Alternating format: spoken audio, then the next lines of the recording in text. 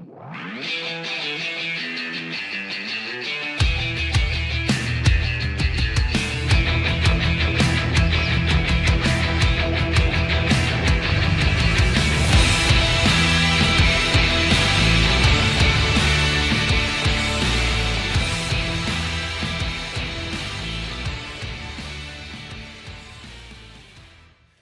and Price for Wednesday, January 21st, 2026. We're a presentation of Bet365, coming to you from the Pacific Toyota Dealer Studio here at the historic Wall Center. Visit shoptoyota.ca or visit your local Pacific Toyota dealer today. Matt Sekeres, Blake Price, Mike Rogers, and all his Junos, hitting switches and conducting things. Sun-splashed Vancouver afternoon here in January. A little chilly, and of course quite frosty in the Vancouver Canucks dressing room this morning as veteran players had to answer for what head coach Adam Foote had to say after Monday night's loss, record-setting 11th straight for the team, where veterans and their open frustration, slamming sticks, gates, was part of bad culture that he is trying to root out. Yeah, it's a statement that you as a reporter are like, wow, there's some meat on the bone there, and then you realize, wow, that's gonna have an effect on the room, and it's going to be something that the players are going to have to answer to. I mean, the coach said it into not one microphone; it wasn't an exclusive. Sometimes when that happens, Matt, you've seen that where it kind of gets dusted away. It was a one-on-one. It's a scrum. A dozen mics picked it up. A dozen cameras were rolling. Everybody heard it. So you got to go to the players and ask them what they thought. As I said yesterday, I do think Adam Foote picked his spot here. And I do think he picked his spot after a record-setting franchise 11th straight defeat. I also think that Adam Foote, as a rookie NHL head coach, is learning things that head coaches in the Big Four sports leagues and big leagues beyond that come to learn, and that is, and what did Wally Bono always used to say to us, right?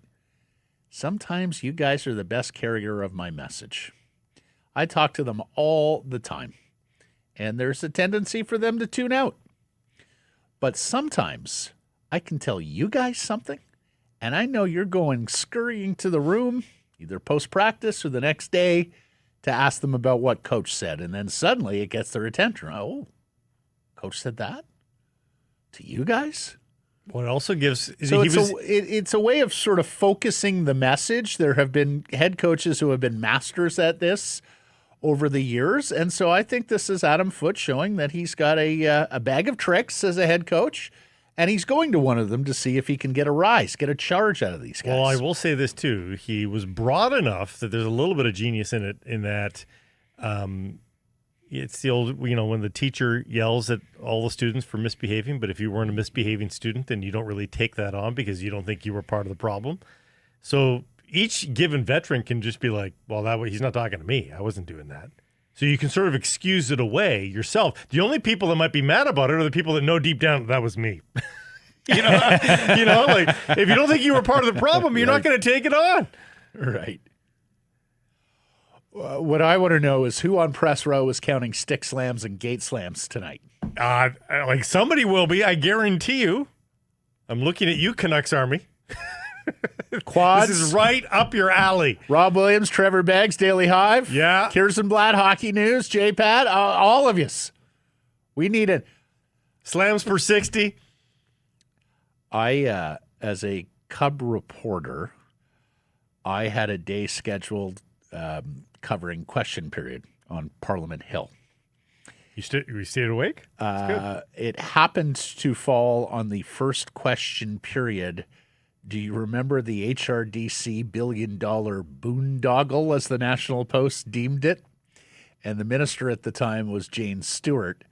And so I'm sitting there on press row amongst all these veteran political scribes, and I see one guy with a notepad, and he's just got the word resign on it, and then he's just counting how many times the opposition is asking the minister to resign. And I was like, oh, he's keeping a count. We need somebody keeping a count tonight. On stick slams and gate slams, should there be any outward frustration from these veterans. But let's start with our Yellow Dog poll question. Yellow Dog Brewing, Neighborhood Brewing, Foolish Winery. And we ask you, based on the trades of Quinn Hughes and Kiefer Sherwood, do Rutherford Alvin have the rebuild on the right track? You can vote yes, you can vote no. Do so at the Sekeres Price X and YouTube channels. Mr. Price, what says you? I think that these two trades have certainly provided a kick the can down the road scenario for the ownership, but they've just got to decide themselves, or he himself, if you prefer, whether or not these two deals, which are both passable, they're both excusable, they're both defendable. If that erases the disappointment of what came before it, which was a team that was a game away, had two kicks at getting into the conference final 2 years ago, and now finds himself in this situation. So, I mean, the Hughes trade and the Sherwood trade, fine.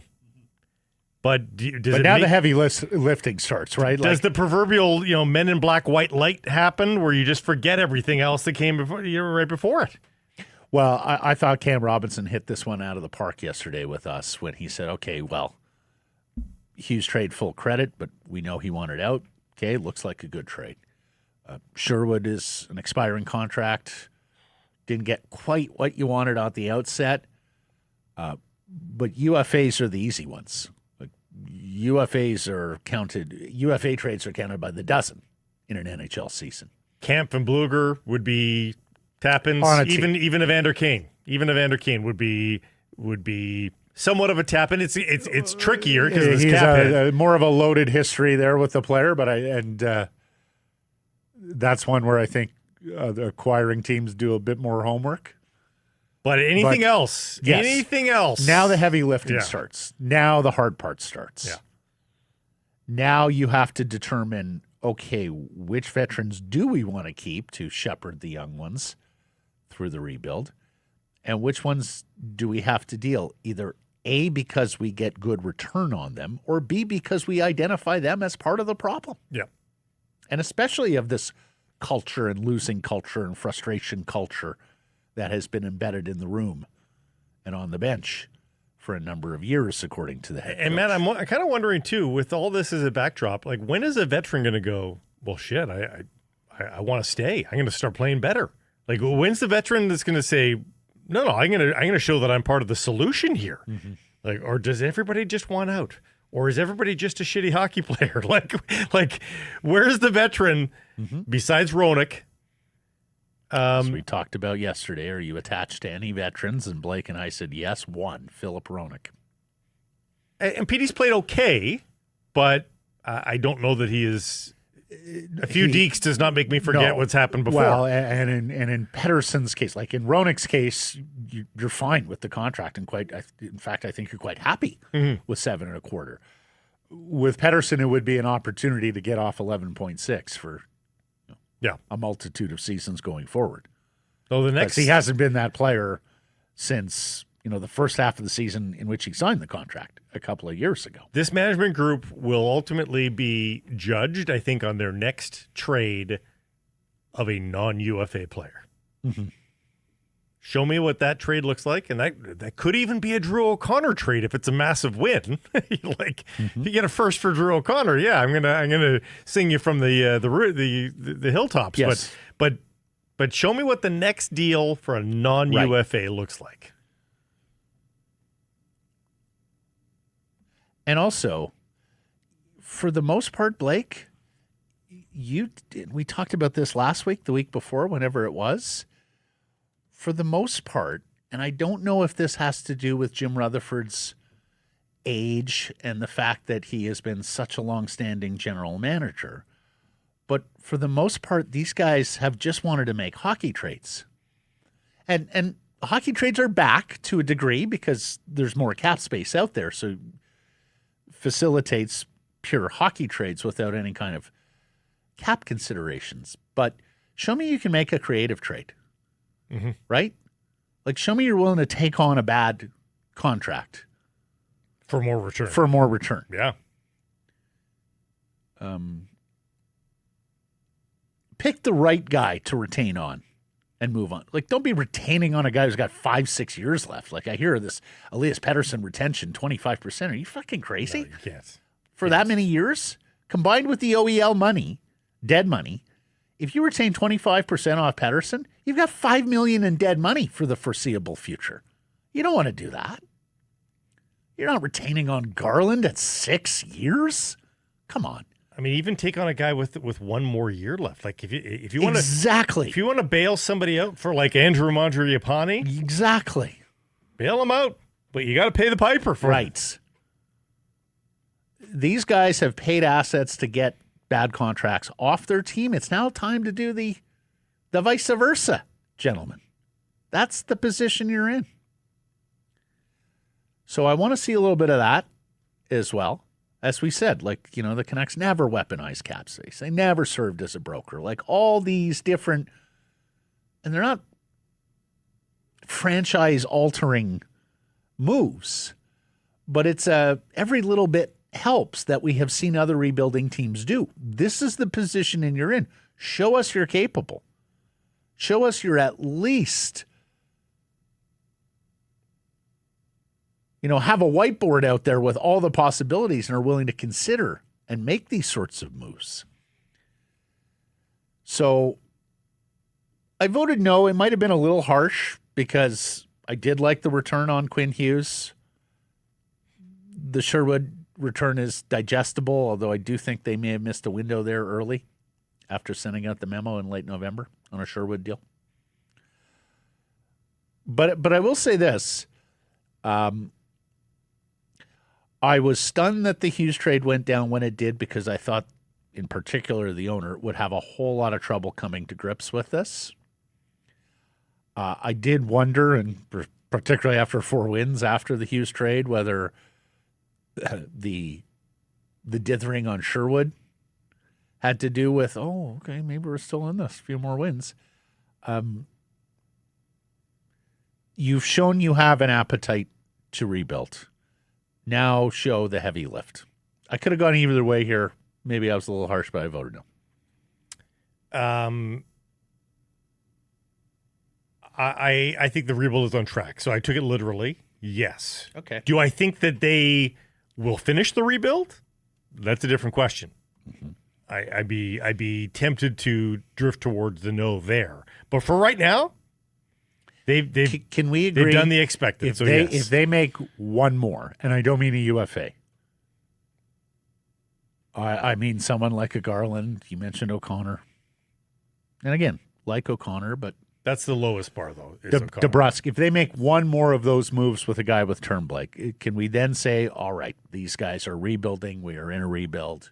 Yeah, as long as it's again got to take them a at face defendable value. Return. Yes, yeah, Okay. I'd say then you're squarely on track. Yeah. Okay, so we got a yes, we got a no. When we do, when we have a split panel, we go to the tiebreaker.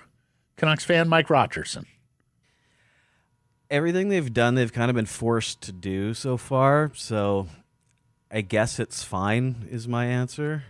Like, Hughes said he was leaving, so they had to trade him. Everyone in the whole city was telling them they had to trade Sherwood, so they had to do that. Mm-hmm. I'm a next move, wins or loses it for me. So you're a no right now. Soft no. Okay, like me. He's voting with me a lot now. Corrupting him. He used to be a bright soul.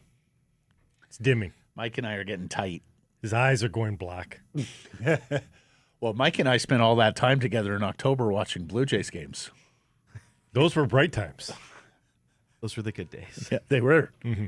Unlike this. Back when they had a chance, they were a contender in October. What's up with our favorite brewer? Yellow Dog Brewing. I'm sporting the hat. The colors. It's a fetching hat. Right now. Mm. You know what? Sometimes, beer, don't feel like it. Lime or wine, not in the mood. But lime, I'm always up for lime. How are you? Lime margaritas. The ombre lime margarita from Yellow Dog Spirits. It's your beach vacay in a can. I'm not able to get away for a beach vacay anytime soon. Ombre lime margarita brings it to me. smell of seawater, saltwater waves, and the sound of palm trees is right there as you crack it on open. So take a sip. The amazingly refreshing and incredibly delicious ombre lime margarita from Yellow Dog Spirits. Let's get to our top story. It's brought to you by Pacific Blue Cross. Perhaps the last game ever for the Great Eight in Vancouver as the home team tries to snap a franchise worst 11-game losing streak. If you are able to separate geopolitics from hockey and celebrate Vladimir Putin's chief sporting propagandist, then, well, might be a fun night at the arena watching the NHL's all-time leading goal scorer.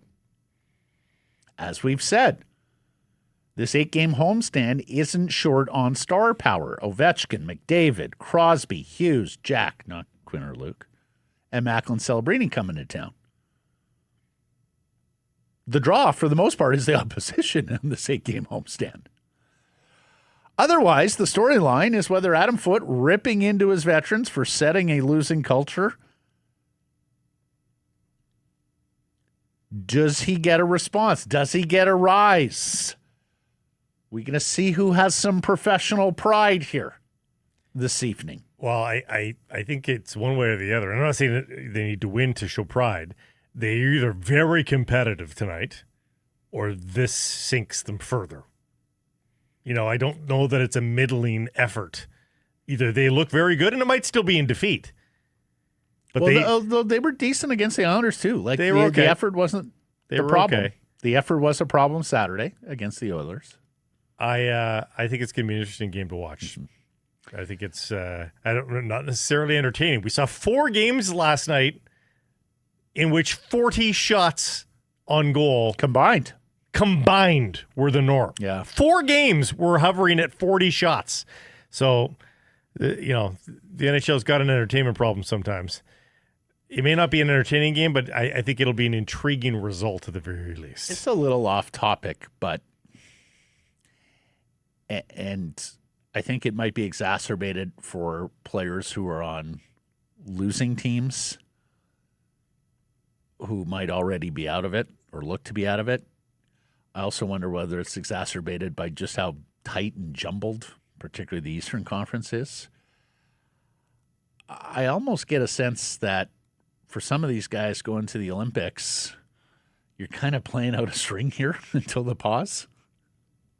Like you have enough meat left on the schedule beyond the Olympic break that's go time in the NHLC. I almost feel like the dog days have come a little early here in the NHL calendar. Yeah, it does feel like that. There's so much excitement. We haven't been in the Olympic. NHL players haven't been in the Olympics in 12 years, right? So I think it has become the massive event to look forward to, much like Nagano was in 1998, right? Well, for the have-not markets, I think that's especially true. That it's just like, enough. Can we get to the Olympics already? Yeah. Trades keep the buzz alive here in Vancouver, and I think in that regard, the Canucks might be better off than, say, the St. Louis Blues fan or even a Winnipeg Jets fan who have more promise than their results would suggest. But I think, without trades, my God, this would even be a worse season to follow the Vancouver Canucks. So back on topic, and will Foote get a rise out of his veteran? I love this from a Canucks fan named Dominic on X last night. Today would be the perfect time for the vets to send a message. Called out by Foote, 11-game losing streak, first time playing Washington since they injured Hedl. Would love to see some players step up and show some character. And I think that's speaking for a lot of Canucks fans right now. I think that's true. Now, it would take a very brave soul to take on big, tough Tom Wilson, who delivered that Hedl hit. But even in a lost season where you're not going to the playoffs, a Wolfpack moment, which may not deliver wins with a galvanized group, don't get me wrong, but think of the chicken soup for the fan's soul that would deliver tonight. Should someone force Tom Terrible to answer for his transgression? Evander Kane, Canuck Nation turns its lonely eyes to you. Even a big hit, even if it's not even a fight.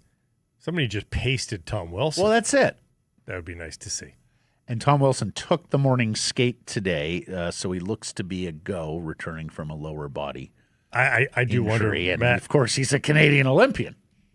I mean, the timing. I mean, it's any day now. The Filipinos back in the lineup for the Vancouver Canucks. Yeah, it looks that way. Yeah, I wonder if he's ready to go, and they were just like, you know what, we're not putting you in tonight. We're not staring down that again. fair enough. Like he might be back next year. I was saying to someone the other day, the Canucks have to be so incredibly cautious now going forward with Hedl, irrespective of the player's wants and desires. Yeah. I mean, and even almost irrespective of the medical advice of, oh, yeah, okay, well, he's symptom-free. Because I think you do have an ethical responsibility here.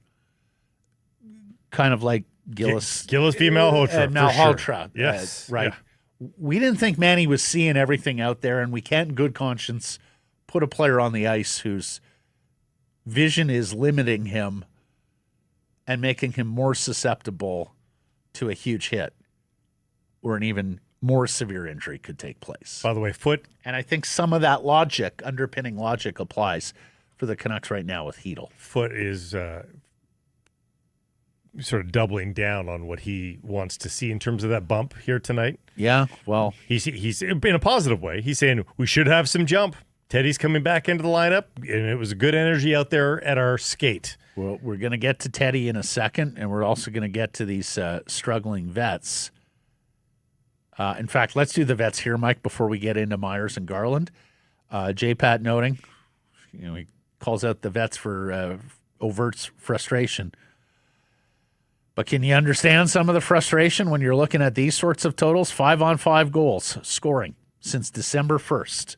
It's incredible. These are the top Vancouver Canucks wingers, the highest paid wingers, the most credentialed National Hockey League goal scorers. Besser, not a single even strength goal in 23 games. DeBrus, 22. Garland, 17. And then Höglander, 14. Yeah, not insignificant minutes. Keep it in mind that, 2/3 of every game is played at even strength. So you're basically saying that 2/3 of every game, basically the top 6 forwards will not provide. Yep. Like, it's incredible. Mm-hmm. Like, you are shorthanded from the get-go. So, as expected and as perhaps designed by Adam Foote, when the room opened today, media wanted to talk to veterans. They talked to Connor Garland. They talked to Tyler Myers on the same topic. Foote calling out his vets for the overt frustration and setting a bad culture. Here's Garland, and then you'll hear from Myers. I don't think there's any surprise or any issue with it on our end. Obviously, we lost. Like I said, we lost a lot in a row here.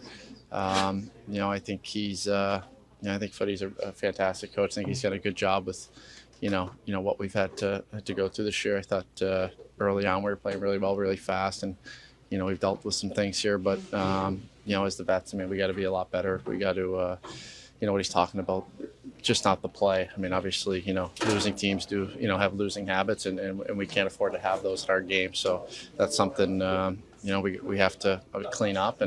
But we also got to play a lot better. We got to play faster, harder, and we just got to find ways to win games here. I don't think we need to make this, bigger than it is. We had a couple stick slams on the bench, and we got a little negative when things weren't going our way. So, clean those things up. Yeah, we're fine. I thought that was a very good answer from Connor Garland. I thought he owned it. A rare misstep by Myers. Big time. Really disappointed in Myers because here's the thing. I think Tyler Myers is a pretty smart guy. Mm-hmm. I think he's a conscientious guy.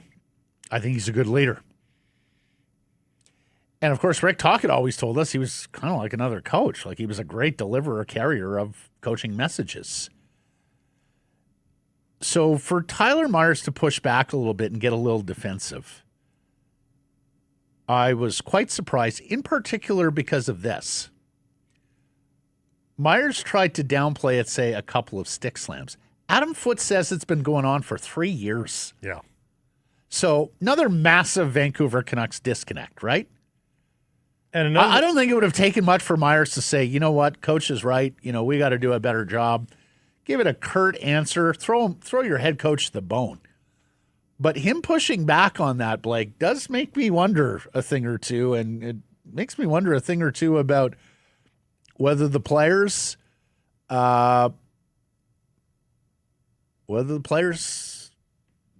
think this coach is it, or whether they think he's an imposter. And we joked about the counting of. And I say that because the defensive system.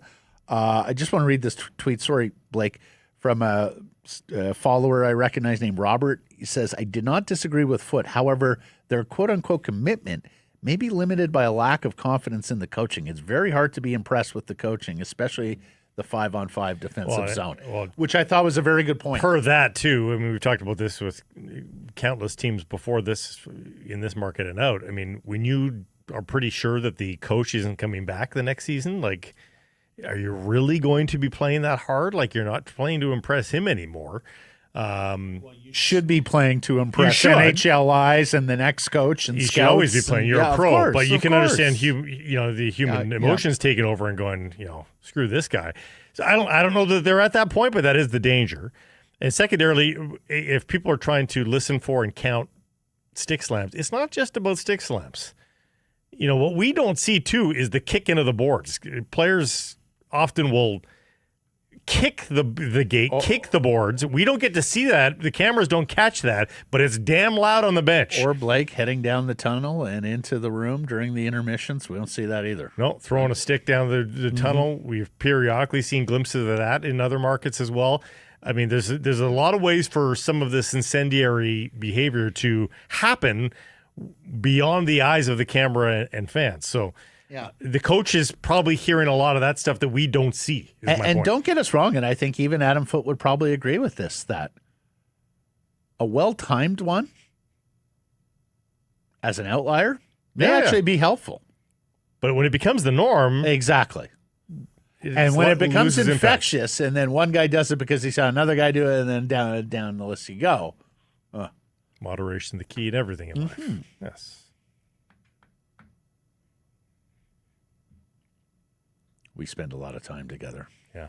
Moderation would be not really advisable. Moderate. No.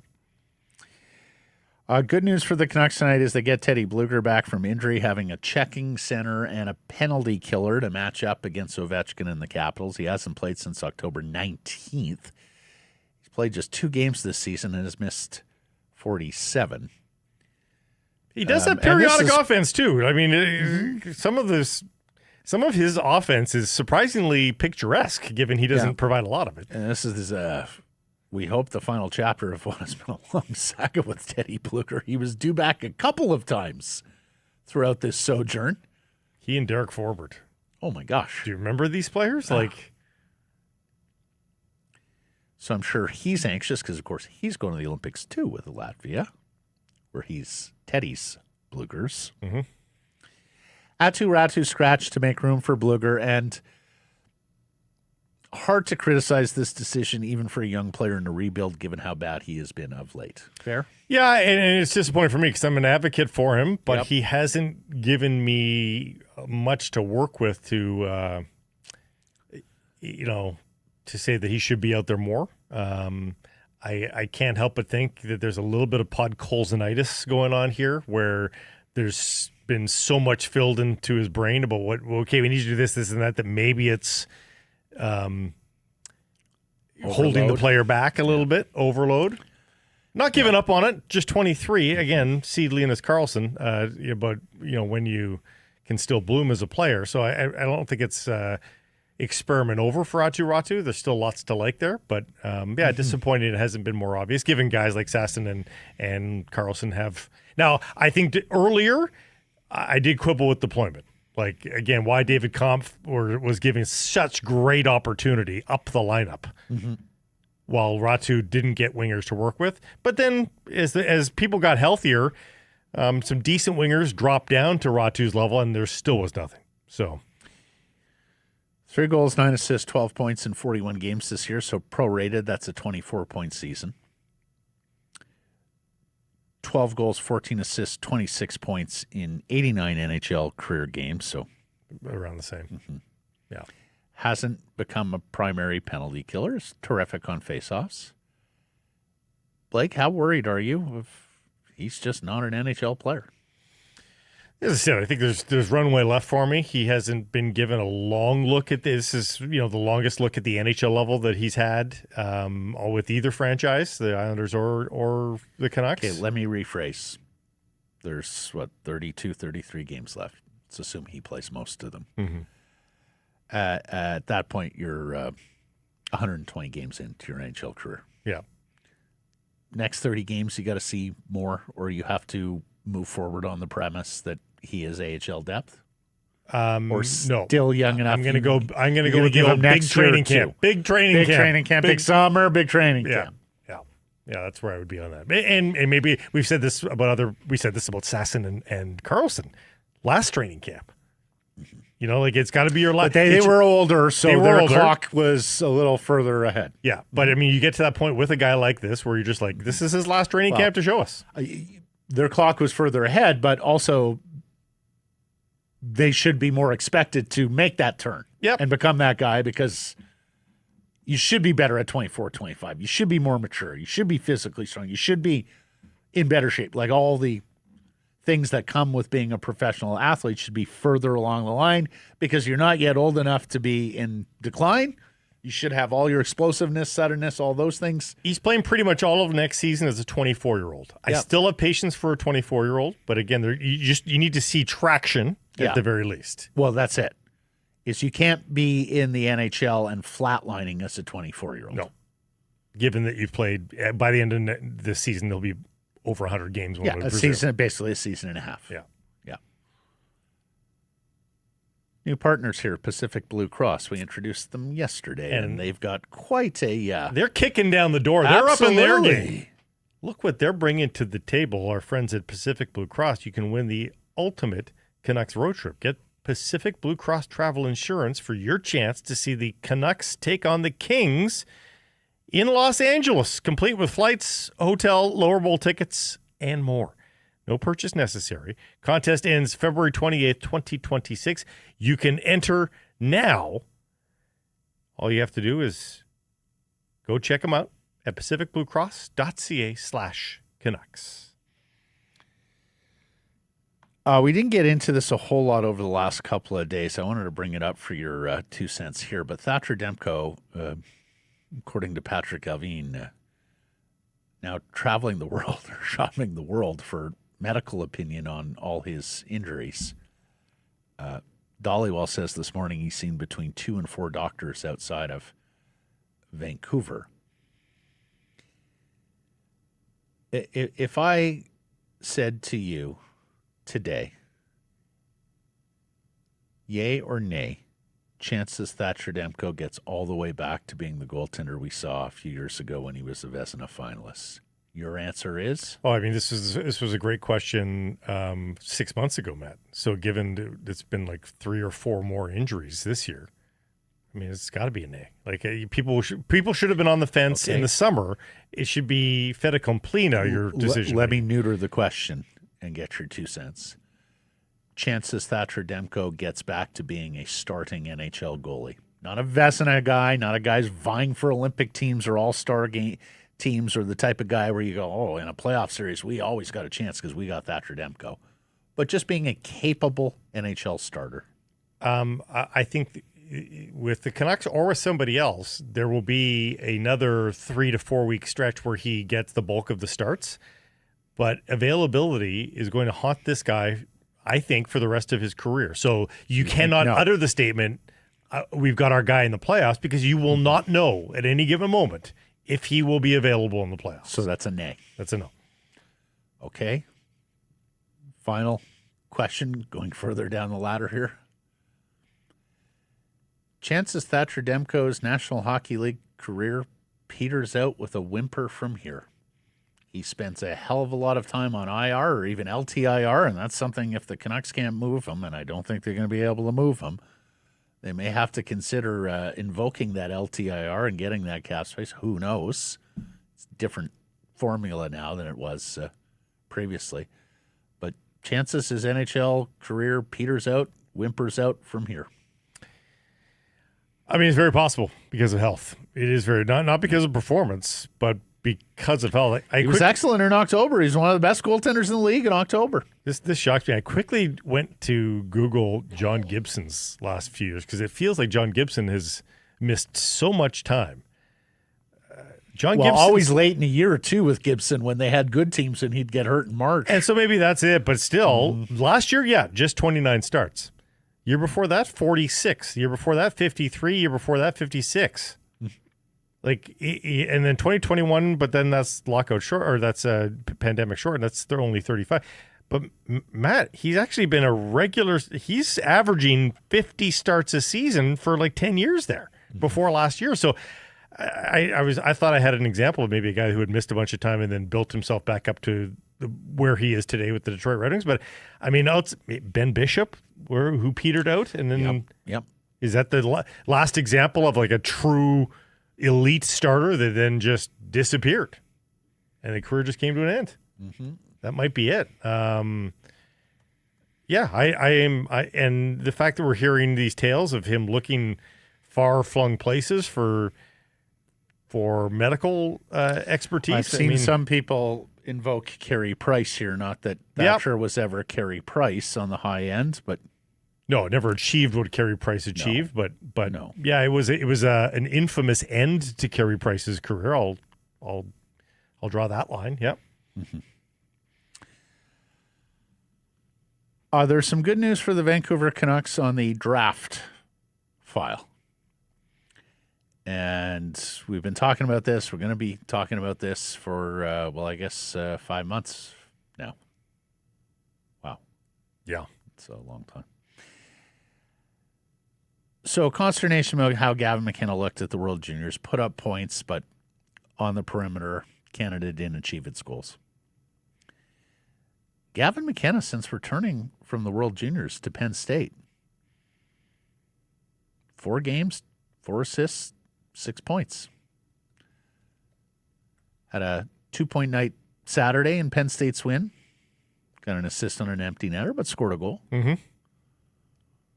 How much... if you're last in the league, you're going to pick no lower than third. And you got about a 50% chance of picking first or second. You almost have more stock in tracking McKenna and Stenberg's progress from this point forward than you do with tracking a lot of your own players if you're the Vancouver Canucks, right? Stenberg, by the way, 1 goal, 2 assists in 4 games since he came back to club play. I honestly, I think about it on almost every drive to work.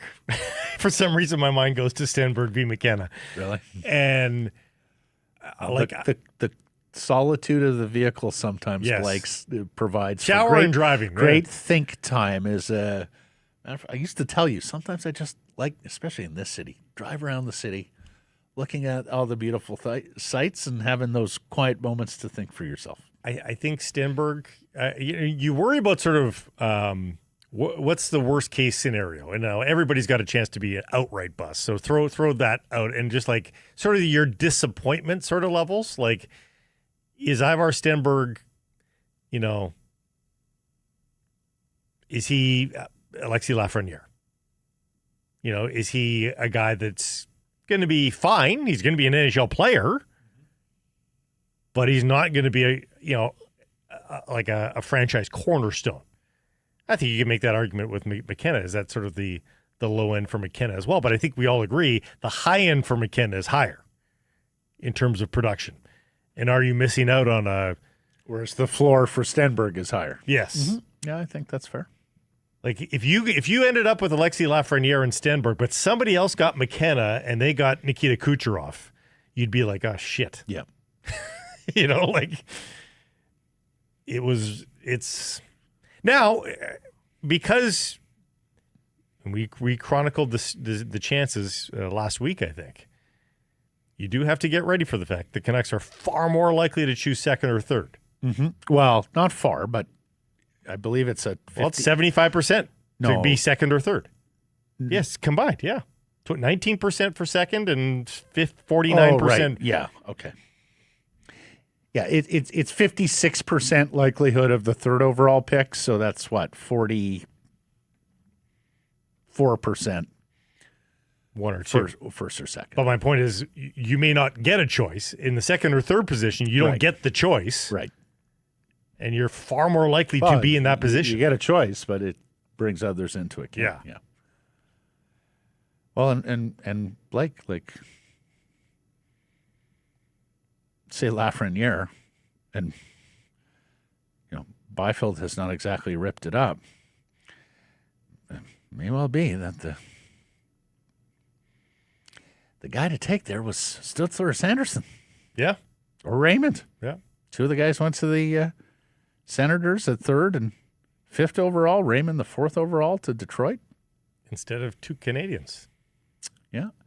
Hey, I remember covering that Nolan or Nico draft with you. Yep. Where the New Jersey Devils took Nico Hischier first overall. The Philadelphia Flyers took Nolan Patrick fourth overall. Nolan Patrick. My goodness. Who, and poor guy was... that was an injury bust, not a talent bust. Well, but it was a low of column A, a low of column B. A fully healthy player would have been interesting, but there were times when he was healthy. And pretty clear it was Kel McCarr, fourth overall. Yeah. And I can remember we had Lyndon, who was then president of hockey operations for the Canucks, on for our President's Week show a few weeks thereafter, July or August of that year. And we said, okay, Trevor, we need to know now, were the Canucks a Nico or a Nolan team in your draft ranking? And he didn't want to answer the question, and I pushed him, and he said neither. And I believe it later came out that Cale Makar was number one on the Canucks list, and needless to say, that would have been the choice. He went one pick before Elias Pettersson. Heiskanen was a pretty good third overall, too. Totally. Those three players salvaged the top of that draft because after Pettersson at number 5, it's Cody Glass, no thank you. Elias Anderson, super no thank you. Mm-hmm. And then a lot of ordinary in Middlestat, Rasmussen, Tippett, and Velarde. Suzuki and Natchez are good players, no doubt. But that's at 12 and 13 by the time you get to them. Yeah. No, fair enough. That top dozen. Yeah. Left a lot. Yeah. And here's something, gosh, this surprised me a little bit, just because Canucks have been in the NHL 55 years. I've had some bad teams. This from Rob Williams. If the Canucks hang on to the 4 picks, we talked about this yesterday, the 4 picks they have in the top 50 or thereabout, it'll be the first time in franchise history they made 4 selections in the first 2 rounds of the NHL draft. It's incredible. That's unbelievable. Yeah. They've been around a long time. Yeah. Like out of the 55 drafts you've participated in or thereabouts, so there wasn't a single one where you had accumulated 4 picks inside the top. Well, now it's 64, but at one point it would have been 60. At one point it would have been 42. Matt, that's evidence enough to make the broad statement of they've never rebuilt properly. Yeah, to some degree. Should have got this in yesterday. My bad. But want to shout out the class of 2026 to the BC Hockey Hall of Fame, led by Castlegar's Travis Green, former head coach of the Vancouver Canucks, current head coach of the Ottawa Senators. Kelowna's Josh Georges. Andrew Ladd of Maple Ridge, 2-time Cup winner, makes the grade in the player category. The builder is Daryl Ray, the Razor from Prince George. Of course, longtime NHL broadcaster, won the Foster Hewitt Award. He could have gone in under the best dude category, too. Yeah, exactly. The official is Malcolm Ashford of Kamloops. And I liked what they did with the team. The 2009 Vernon Vipers were so good, as were the 2010 Vernon Vipers. A lot of them were common players coaching. Yeah. They put them both in as their team. RBC Cup Junior A national champions. Before the Penticton Bees became juggernauts, Yes, the Vernon Vipers. the Vipers were it. Were the juggernaut. Yeah. Shorter window than Yes, the Penticton yes, window much turned shorter. out to Yes, be. yes. No, I mean, These were ever present The after that. Penticton window got so big they just Jumped leagues. they graduated Yes. into the dub. Promoted. Yes, exactly. And Olympic news, tons of Olympic news today. Seth Jones is out for the United States. He's replaced by Anaheim's Jackson Lacombe. Which is a funny way to pronounce Adam Fox, isn't it? Yeah. Boy, to tell me that Adam Fox is that far down your depth chart, USA Hockey, especially given that Jones is a right shot, so is Fox. Lacombe's a left shot. So we're talking, in your estimation, USA Hockey, Adam Fox is your 10th or 11th best defenseman? And the other thing about Jones here is he gets caught up, as do many of his peers in that cohort, of in your prime, NHL players weren't playing in the Olympics. Now you finally get the chance, and you're like, oh, too bad. Canada's monitoring injuries. Darcy Kemper left the game last night for the Kings. Anthony Cirelli, Bo Horvat, of course. So we'll see what happens there. And then there's Sweden. Whoa. Woof, Sweden. Poor Sweden. It's incredible. 7 players nursing ailment. Mike Russo today of The Athletic reports Leo Carlson and Jonas Brodin will be out. Yeah. But there are the other names you see: Willie Nylander, Landeskog, Erik Karlsson, Eriksson Ek, Victor Hedman. But here's the thing. Sweden won the World Juniors for once in a blue moon. They almost never win the World They Juniors. can't go double Couldn't dip anyway. possibly win the World Juniors and the Senior Men's Olympic. Both of us are Go fearing the text from one mutual friend of ours. We have a who would Swedish be friend. We're speaking to him. insufferable. Exactly. We don't want to hear from you. Yeah. Just play for bronze. Yeah.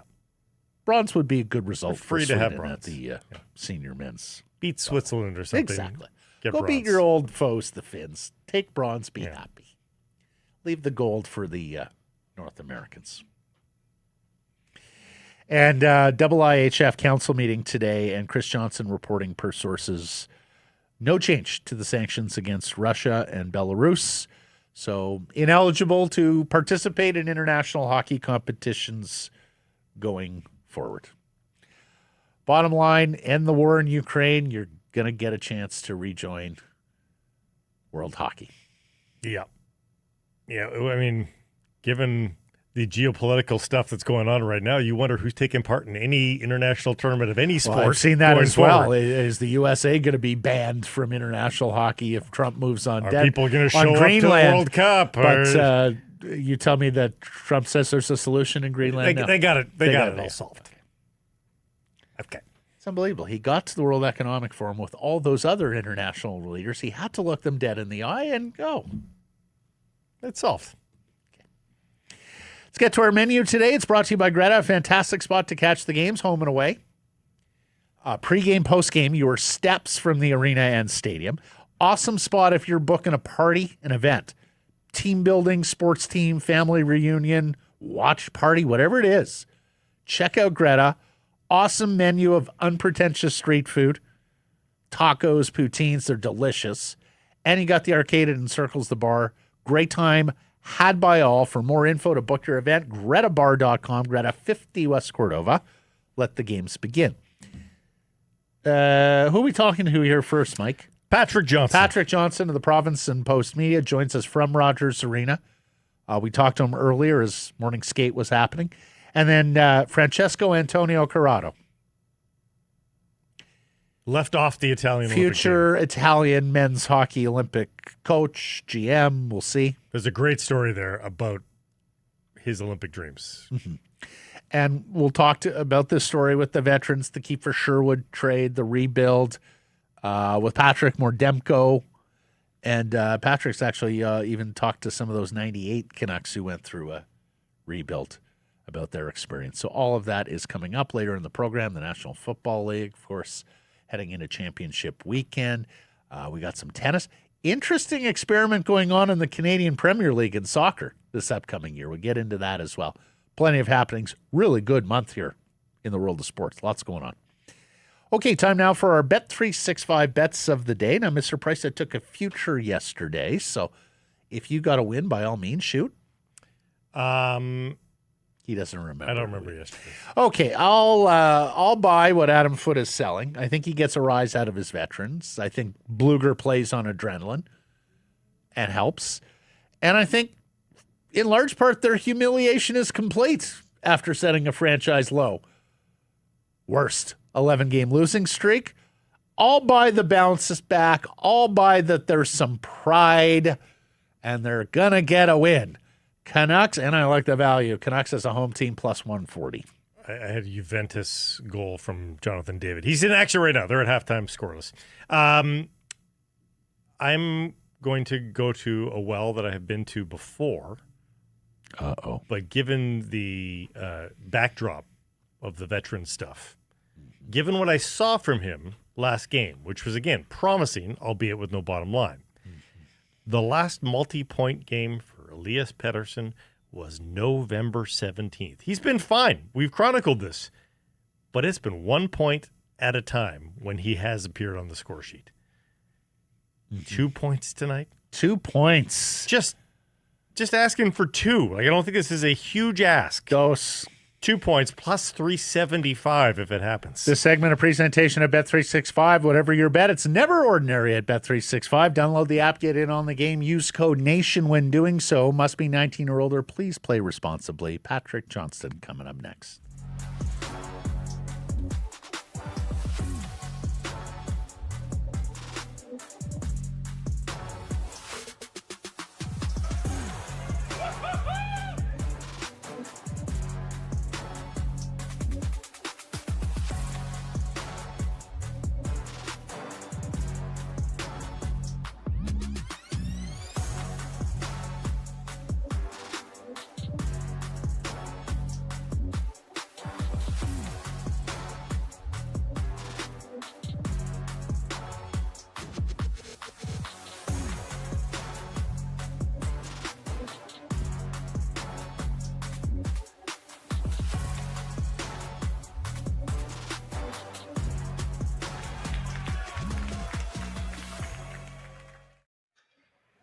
So Harrison Price from the historic Wall Center as we welcome in columnist for the province and Postmedia, Patrick Johnston, who joins us from Rogers Arena in advance of Canucks Capitals tonight. Get excited.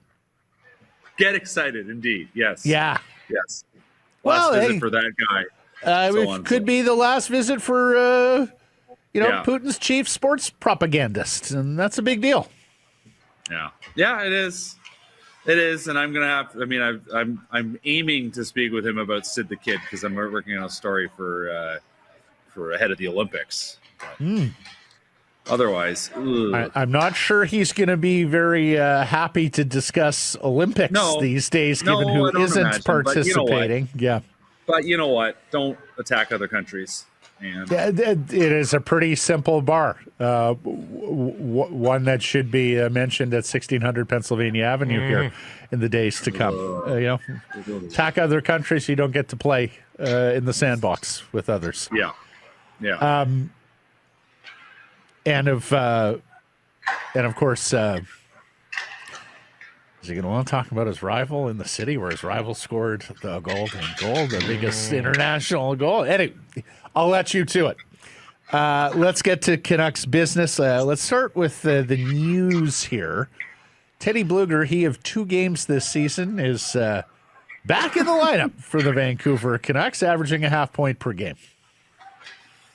Yeah. I mean, it's I suppose. I mean, listen. I haven't updated the second line center, the generic second line center data, but as we know, this has been. I mean, it is a story that this team's work in the middle has been atrocious, and that is one of the reasons why this team has struggled as much as it has. There is absolutely no denying that. Now, does Philip Hedl, who's also skating there today but not playing tonight, have, did he truly have the magic elixir with him that had he not gotten hurt, had he been able to stay in the lineup, would this team still have Quinn Hughes on it?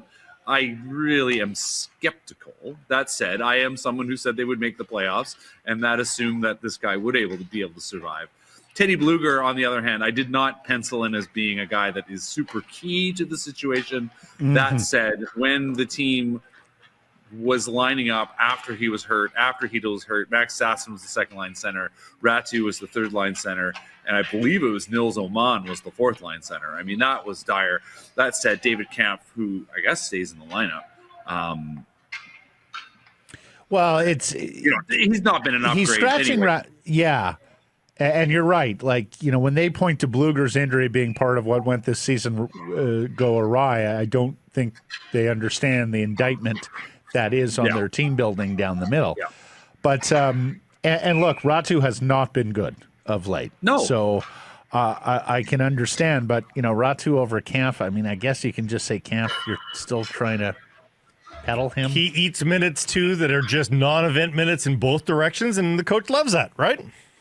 Yeah, that's pretty much. I think it is that simple. I mean, I know they have had, the coaching staff has had concerns about some of the stuff they have seen with Ratu on the ice defensively. I certainly know, going back to even last year, that was a concern of the player himself. Ratu is conscious of what he needs to do and do better to stick in the NHL, and certainly one of those things is put the puck in the net, which he also has not done enough. But I think one begets the other, though, PJ. Like, telling him to, you got to be way more, that's completely neutered his offense. Maybe, yeah. But listen, even when he's on offense, I love his sneaky wrist shot, but he hasn't put it in the net. Like in the end, the center ice position, I said, has been a huge problem. But I would say the bigger problem beyond all that has been this crazy defensive reset that Adam Foote put them through. I think it was just a poor choice. The way they wanted to play just doesn't make any sense for the personnel they have. And certainly, I mean, I talked to Jim Rutherford about it last week. Once they brought in these younger defensemen, it's going to be a bit more testing of them and the system. I mean, he didn't say that, but that's my conclusion. And so the system is under stress because the guys you have available aren't ready for it. So it's been a bigger story than just the centers this year. But yeah, listen, Teddy Blueger comes in, he's a reliable guy, can show himself. He's got, a dozen games here before the deadline now. Show he's healthy, plays well. He's going to the Olympics, so that's good. For him personally, it's a good story. He's back in the lineup. You mentioned that about Foote and his defensive system. I saw a post from a fan this week that I tend to agree with.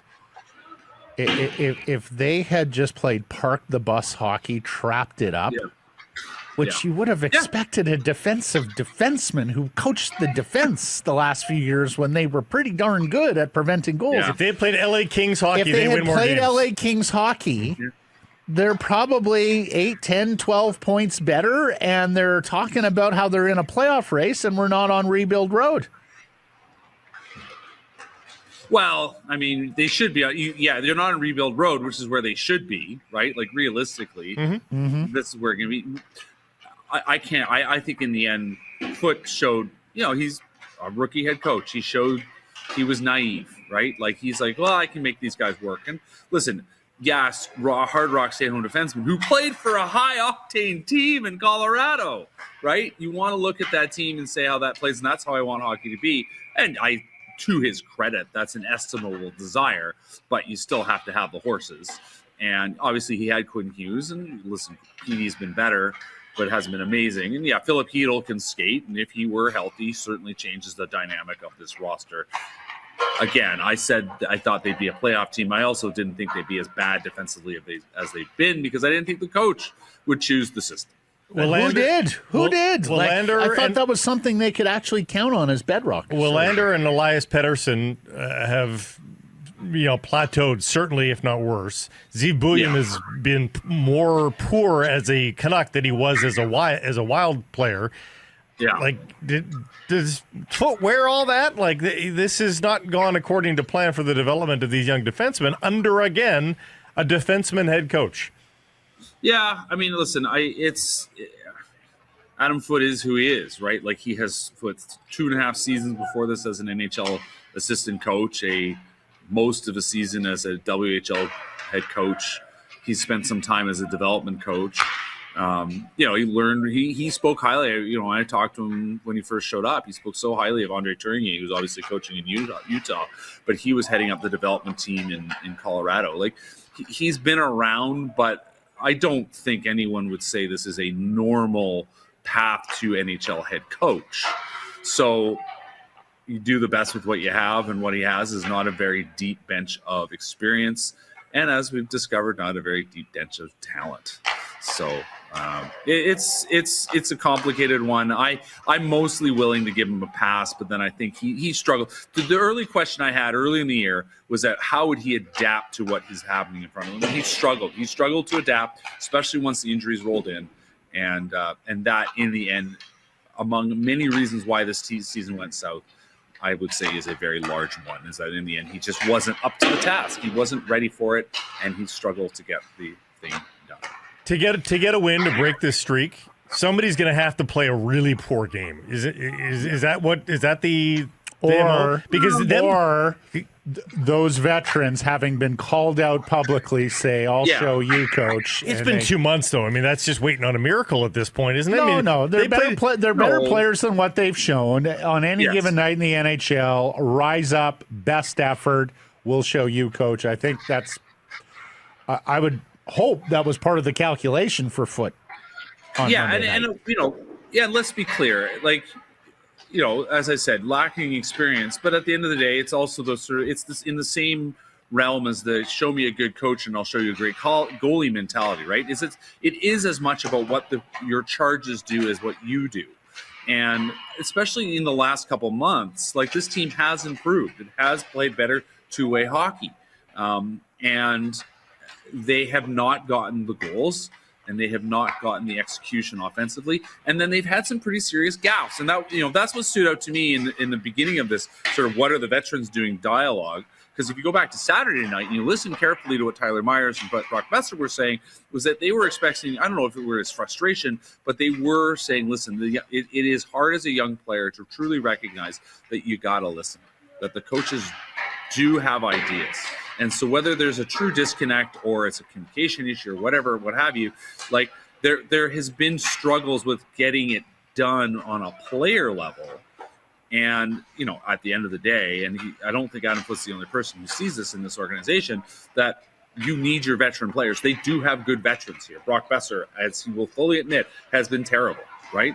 Tyler Myers has struggled a lot of the time. Marcus Pettersson has struggled a lot of the time. Phil Bronick has been great, right? He's been one of the stories. Connor Garland, I certainly has had really good games, but also at the same time, you can see the strain wearing on him. I would say if you're looking for a veteran who's played well, it's Drew O'Connor, right? But Drew O'Connor on a good team is a third or fourth line winger, right? You need more from your top end guys. Petey and his line were atrocious against the Oilers on Saturday, and so to have games like that, it's not going to get it done, right? So you need those guys to sort it out. The win that is there, it will come, is going to come because they get a great game from a guy like Pettersson. They get a couple at this point, let's be fair, unexpected goals from Brock Besser. They get a goal from Pronek. They get a big night from Tyler Myers, right? This is where this team is at. It will happen. They will run into a team. I think, Blake, you're not wrong. They might run into a team that's a bit tired. You look, maybe obviously the Penguins have back-to-backs here, and then they're off 2 days once they get to Vancouver. But, maybe the Penguins on Sunday, right? The Penguins are not a perfect team. They've obviously got bigger superstars with bigger pedigrees than the stars that remain here in Vancouver. But it's not impossible, right? It's not like they're playing a murderer's row of team. They're not playing the Oilers and the Avalanche every night.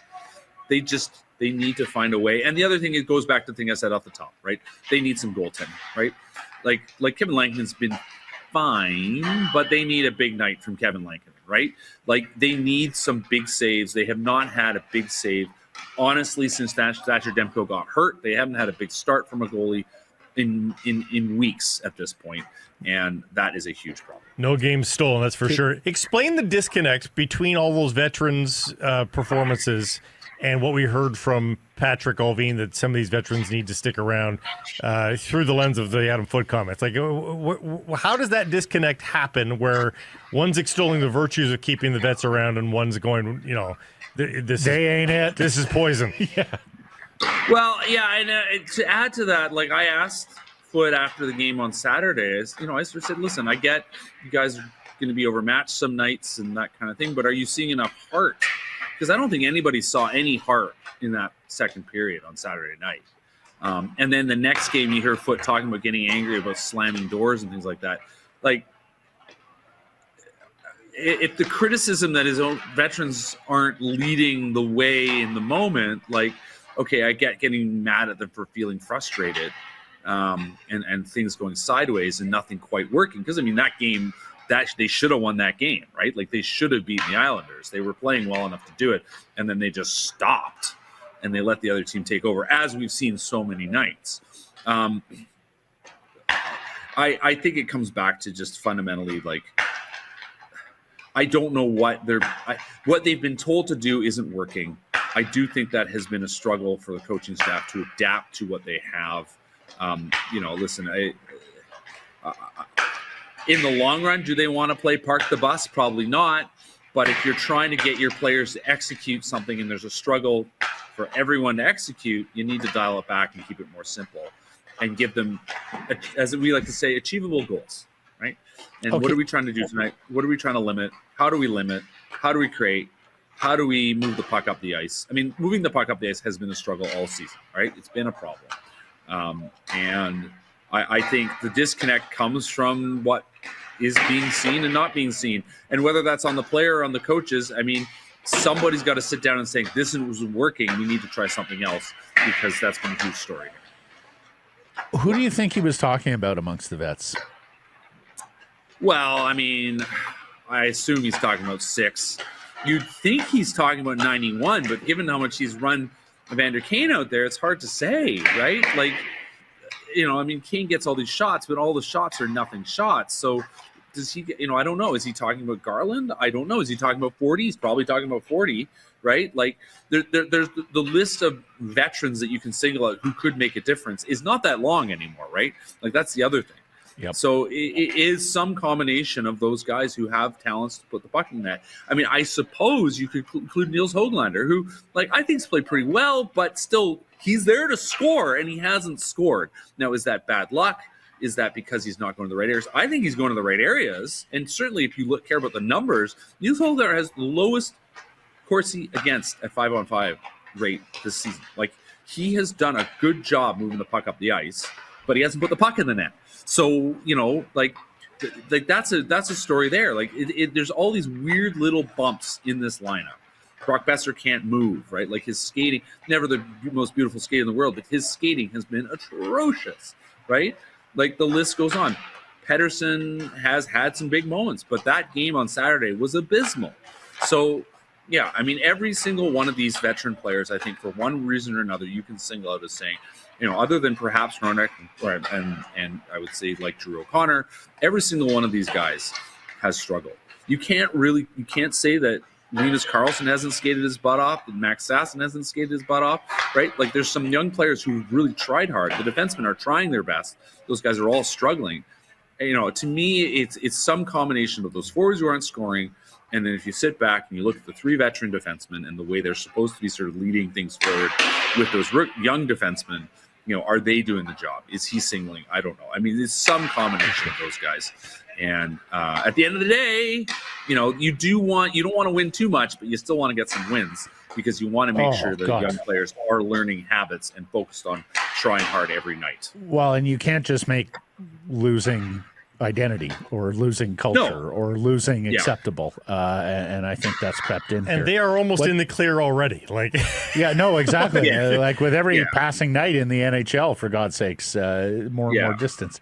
What do you know about Thatcher Demko's global search for medical advice or fix? That was so surprising to me. I mean, it was just sort of, I mean, I wrote about it today as it's a par for the course with this organization, right? Like, pardon me, I'm just going to cough for a second.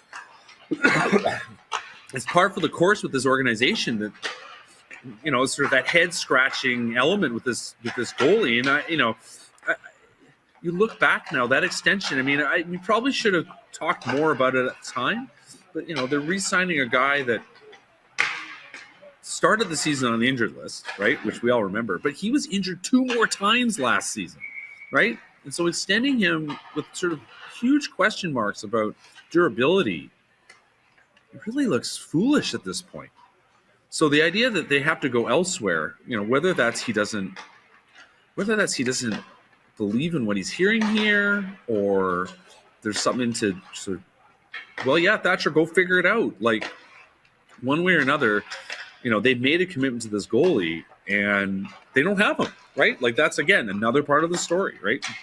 Spending a bunch of money on goalies that aren't getting it done. So I don't know what he's looking for. We're just trying to find out. But here we are. The good news is he almost doubles his salary next year. So, yeah, we should all be so lucky, right? $8.5 million over 3 years yet to be amazing to think. Yeah, it's really amazing to think about. Our first opportunity to talk to you about the Kiefer Sherwood trade. Well, yeah, I think just what everyone's kind of said it. Like, getting a first round would have been ideal, but 2 second rounders. They now have 4 picks in the first 50 picks of this draft. I think, I do think that they're still looking for more, right? They would like to get more high-end picks because at the end of the day, those are the guys that are going to drive the bus for your team, and they need to drive the bus for your team. The side note is the reminder of how rarely they've picked in the second round, no matter who the management team has been. So that's good. It was an inevitable thing. Sherwood was as he said, thank the organization for finally getting it done because he and his wife need to get settled.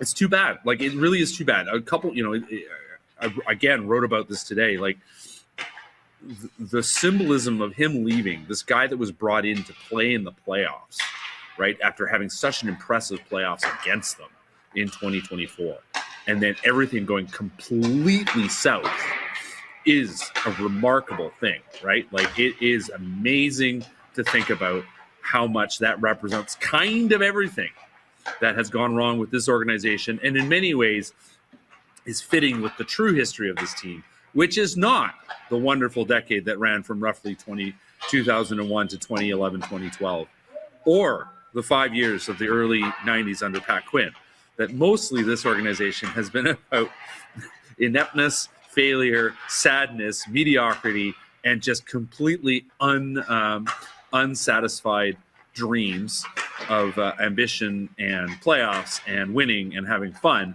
Here was a very, very, very fun player, and in the end, it didn't work out, and he's now gone. Well, on that upbeat note, we'll let you get a Kleenex and head to the room for because we know you have some interviews to conduct. But thank you for this, Mr. Johnston.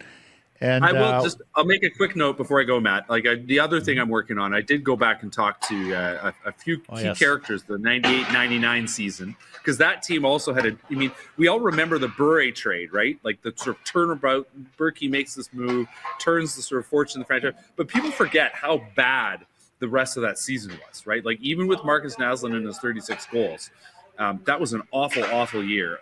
And so I talked to Nazi, I talked to Jason Strudwick, I talked to Corey Hirsch, who all have 3 interesting different angles in that season. And Nazi, this is where he finds his way to true superstardom, or begins on that path. Jason Strudwick, obviously, as a depth guy trying to stay in the league, trying to win a spot on the team. And then Corey Hirsch, who saw Kevin Weeks come in, and basically that was the end of his time as an NHL regular. So, how it all plays together, and what you need to be and who you need to be, and how real all this can be on players. I think it's a very interesting story, and I think tells us a lot about what this organization and what this team certainly would like to be, and I would say also needs to be. In the heart of trap hockey, a kid scores 36 goals. See, isn't that nuts? That would be That would be a great storyline for this team right now. Well, keep on losing, but player X is going off, and that's a great sign for the future. We should provide the context for younger audience members who don't understand. Like 36 goals then was like 50 goals now. Yeah. Right. That'd be like if he was a 50-goal scorer on a horrible team because of how little scoring there was in the league. That story and more coming to the province, the pages of the province and theprovince.com with our favorite columnist, Patrick Johnston. Thank you. Take care, guys. So Harrison Price from the historic Wall Center. And this segment brought to you by your Pacific Toyota dealers and the Toyota Prius plug-in hybrid. You require merely a plug. Is that because it's so cold? Block heater? Not a block heater. Not a block heater. 72 kilometers of electric range is at your fingertips. All you have to do is plug it into your wall. Don't need to establish like a whole terminal. You don't need something fancy. You just need a plug. And then you avoid gas stations forever. It sounds like a pretty good deal. When you need the gas stations to go on a big road trip, sure, it's there. But that's the beauty of the Prius plug-in hybrid. It's got enough room to go on that roadie as well. Lots of room in the back for 2-3 sets of golf clubs. A hockey bag fits comfortably. Matt thinks even a goalie bag. I think so too. Yeah, no. Goalie bag. Go check it out. The SC's right now available weekly for $109, 3.99% APR for 64 months. That's with $3,300 down. Visit shoptoyota.ca, or better yet, take one for a test drive at your Pacific Toyota dealer. We are joined now by former Vancouver Canuck TSN hockey analyst, Mr. Francesco Antonio Corrado. What's shaking, boys? It's been a while since we've talked. I know. Nice to see you guys. I missed you. Happy New Year. We missed you, too. Happy New Year on January 21st. We are well past the Larry David deadline. We can't. Yeah, we gotta abide by the Larry David rules. I didn't see your name on the Italian Olympic I was team. very disappointed not to see his name on the Italian Olympic Assistant team. coach, AGM, something, Frank. Come on. I don't know. The consulate, they must have lost my paperwork or something. But that was my plan. You guys know, like, this was, like, before I retired, this was supposed to be the big finale for me. I was playing in the KHL, and I said to myself, I need to work on getting my Italian passport because I'm going to go play the 2 years in Italy because they play in there's two teams that play in the Austrian league. Yeah. So you can make decent money. You play against better competition. And then this was going to be it. I was going to ride off into the sunset after the Milano Cortina games. Well, it never really happened. So that's why I put together my roster. So is your dad, Big Sal, born in Italy? Is that how you would qualify? So, well, you would think so. Or your mom? Well, no. So my dad is born in Italy, but I guess when they came over, when they gave up their citizenship, I actually couldn't get it through my dad. I had to get it through my mom, who was born in Canada, but her father still had it. So that was the avenue. So I'm a citizen, passport holder, all that stuff. Like I get, when there's referendums and stuff and elections, I get like papers in the mail to vote on all these things. And Really? I don't understand what they're talking about most of the times. And it's just see or no. And I don't vote. I don't get involved in these things. Okay, but still, okay. Did you vote for Berlusconi? Yeah. I got no juice politically in that country. Okay, but you could get into coaching here, Frank. Why can't we get you to the Olympics going forward here? Like this still can be part of your project here. I'm game here. Let's help you out. You see what they did with the roster though, right? Like they really abided by the rules, the IIHF rules. But in Beijing, China, they didn't do that. They basically said, we're going to make loopholes so a guy like Ethan Warwick or Ryan Sproul, guys from Toronto that have no allegiance to China at all, they could just get a passport. But there's guys that have been really loyal to the program. Vancouver's Alex Patan's on the team. Alex Patan is on the That's team. right. Mm-hmm. Yeah, Alex Patan, brother of Nick Patan. A bunch of guys that played in the OHL. The guy who's actually a really interesting player is the goalie, Damian Clara. He's a second-round pick of Anaheim. Like he's Italian, like true Italian, but he's a second-round pick. And he's going to play. Like he plays, who does he play for right now? He plays in Sweden he plays in Sweden. He plays in the SHL. He plays for Brynäs in the SHL. So yeah, he's got like a legit chance to play in the NHL. Okay, born in Brunico, Italy. So that's what their team will look like, and frankly, I don't like their chances. No. Here's who Frank mocked up. Yeah. Could have been the team. Now, that's a potential bronze medal team right there. Holy cow. Well, I mean, Cirelli's a Canadian Olympian, for heaven's sake. Well, listen, I messed up a little bit on this one because I whipped it up in like 5 minutes, and then I realized I had Cirelli, who's on Team Canada. I had Zuccarello, who's on Team Norway. So I had to take both those guys off. And then if I was really thinking, I would have realized I could have had Celebrini on this team, but I didn't even have Celebrini on the team, right? And I also forgot Dylan DeMello, and I put out a second roster, and dumb me, terrible GM, I forgot Matt Coronado. Scoronado. How did I forget that? I need goals, and I left goals on the table. I'm like Billy Guerin leaving Cole Caulfield at home. Adam Fox. It is amazing how Italian Americans and Italian Canadians have really taken to the sport, because that's a pretty damn good team. Okay. Yeah, it's like, okay. That's competitive. That team would be competitive. Like, we would be there with like the Swiss and the Slovaks, and that's the range we would be in, and we would give like the Finns and the Czechs a decent run, I think. But ultimately, we're like that middle of the pack team. But understand, like, if the Italians can take all these quasi-Italian the other countries could too, right? Like, that would have to be uniform, across the board. So I'm trying to think, like, what other countries would have that many heritage guys on the table that you could not do to it that with. level. It wouldn't be to that level. Team GB? GB would probably be right. That would be the one for sure. Yeah, that one. But that's almost like it's almost too all-encompassing. Yeah, but. We would. How many penalties do you think we would draw, Team Italy? We'd be the kings of drawing penalties. He would make the Azzurri proud. Yes. Yeah. Well, here's the thing: if you took this to the nth degree, you would run the Canadian and American teams out of players, right? No, sorry, you don't qualify as Canadian anymore. You're Team GB. No, we have a couple of guys from the neighborhood that like to have those conversations. Like, hey, you'll be playing for Italy. You're not going to ask any questions about it. That's right. Well, you could go old school and lean on the guys. You're not reporting for Canadian camp. Let's put it this way: it's in your best interest if you represent. That's right. Oh man. Yeah, come down and meet me at the supper club. All right. Let's get to the Vancouver Canucks. What's your reaction to what Adam Foote said about his veteran players on Monday? So, okay, I lived this. Okay, I lived playing for a team that was last place in the NHL.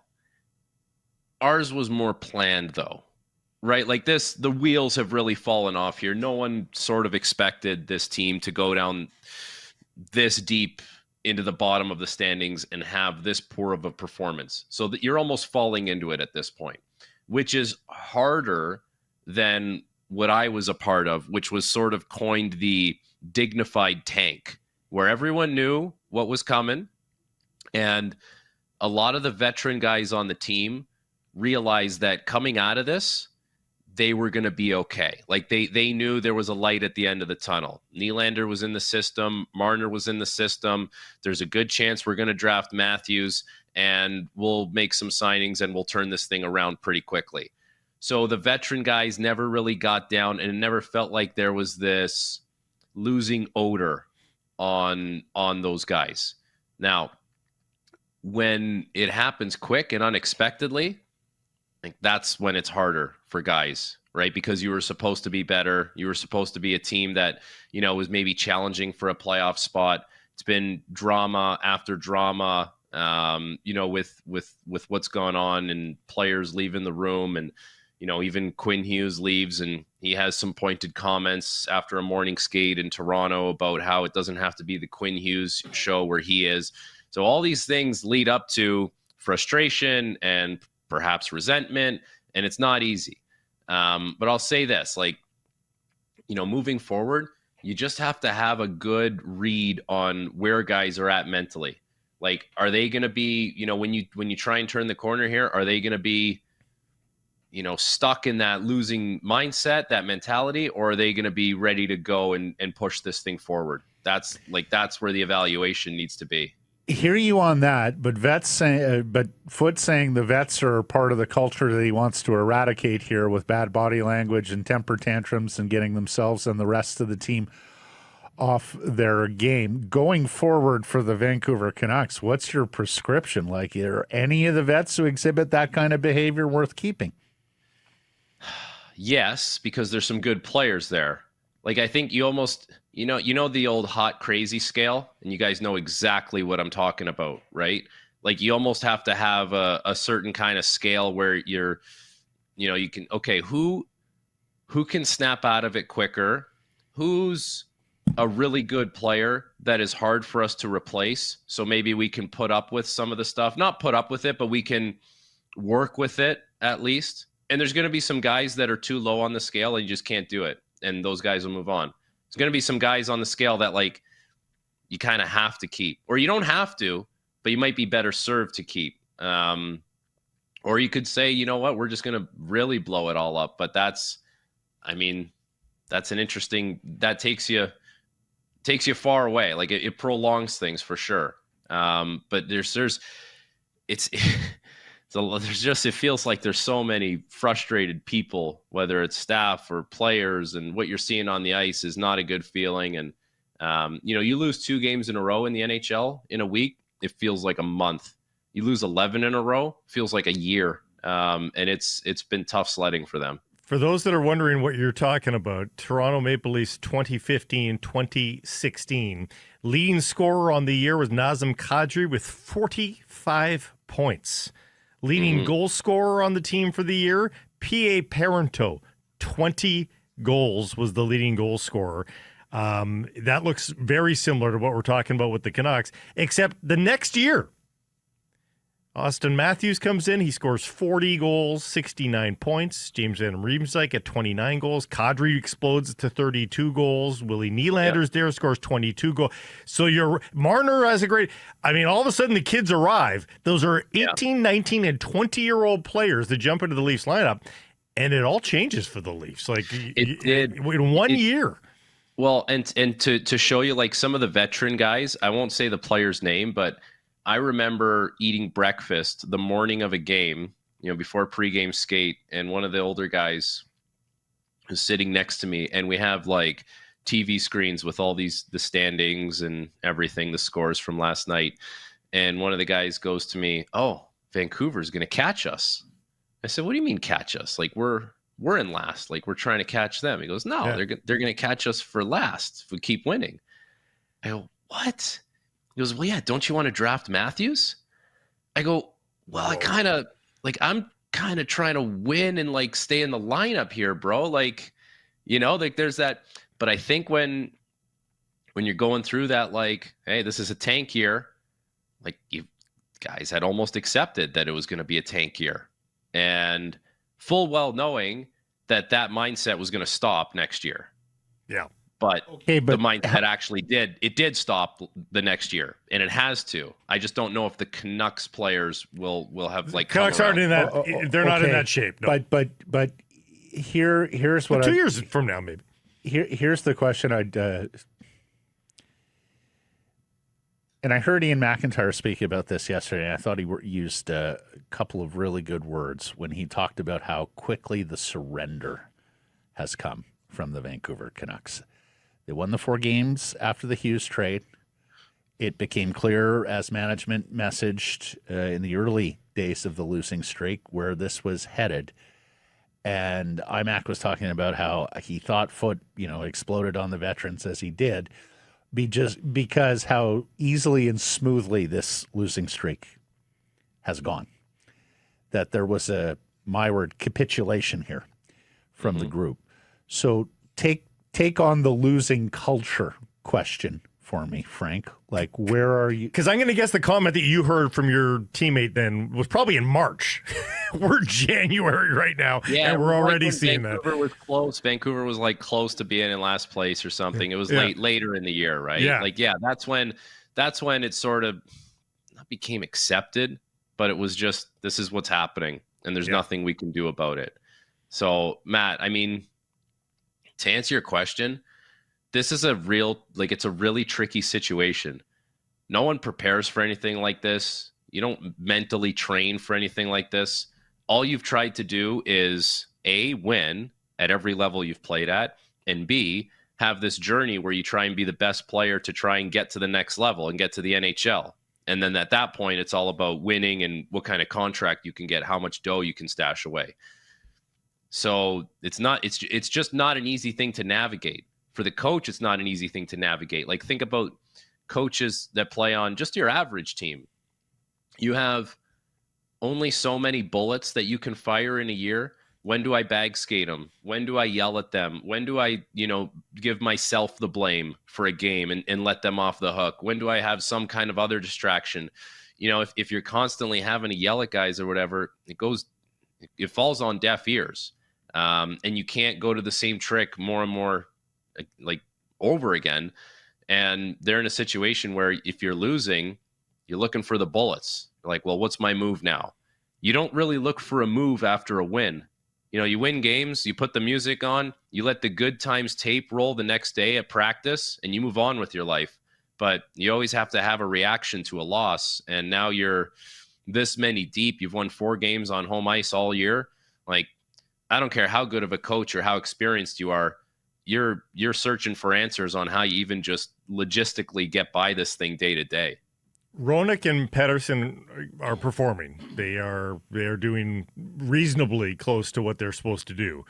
DeBrusk, Garland, and Besser are invisible right now. And their production outage goes back months now, especially at 5-on-5. Do the Canucks take pennies on the dollar for those guys? Do you make a decision on one of those guys? Oh, he's just underperforming, but we'll get him back. Like, he'll get back on track. Like, what do they do with 3 veteran wingers, 2 of which have trade protection? What do they do? One of which has trade protection. I don't think you take pennies on the dollar just to do it. Because realistically, like, who's coming in here next year that you really need to protect? Right? Like, okay, you're probably, let's say you draft first overall.